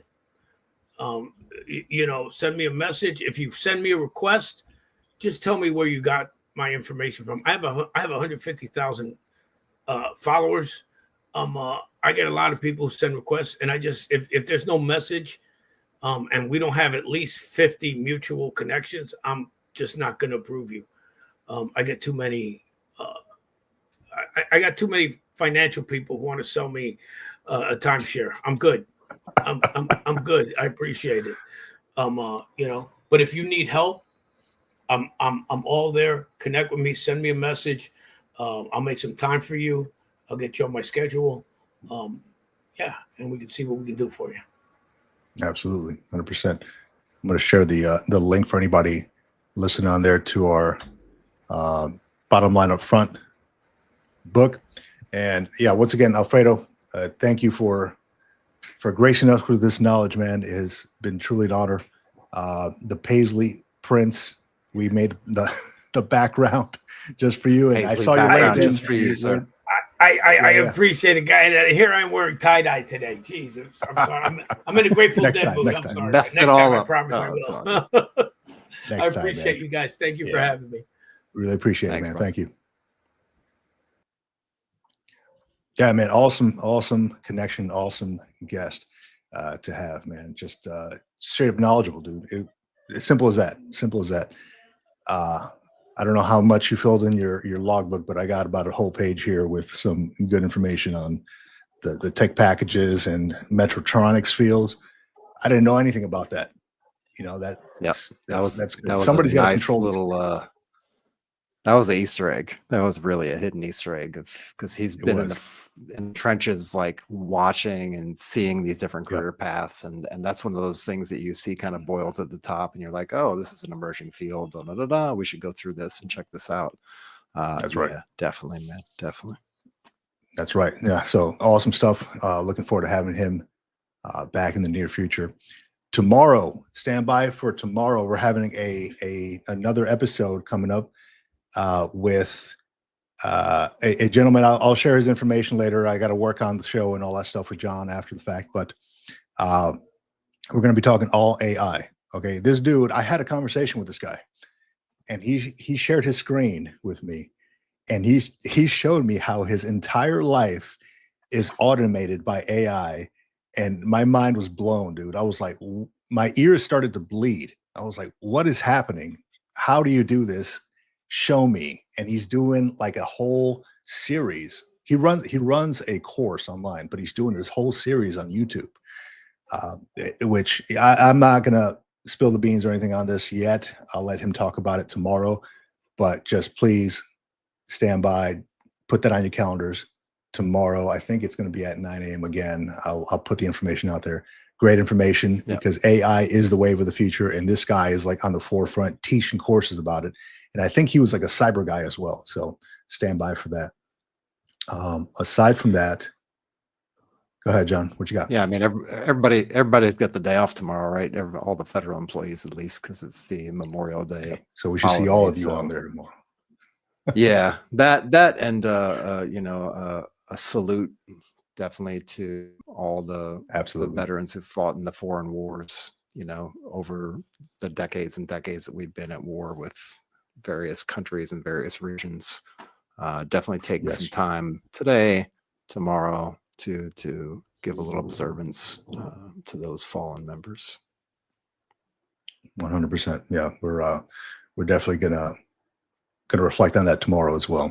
So that's something that I had to explain to my kids. Like, what does this mean? Because they're young, they're learning the difference between Memorial Day, Veterans Day. Like, what does it all mean? And we see it over there too, all over the internet.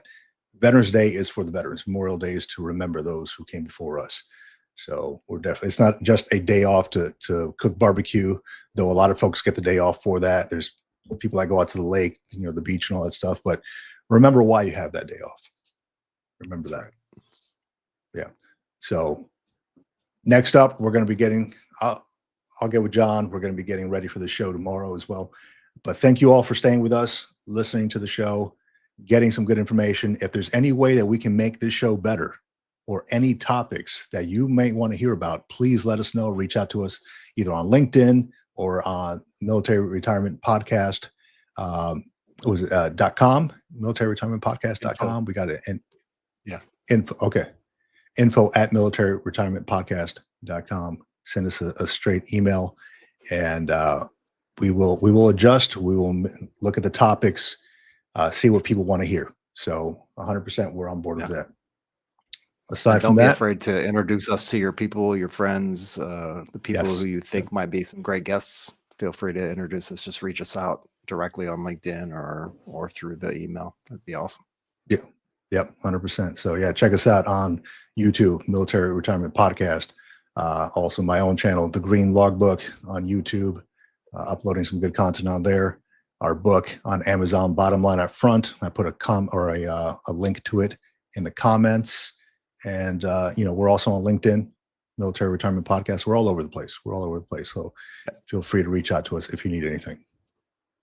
With that, that's the show out here. That's it. That's a wrap, man. Out here.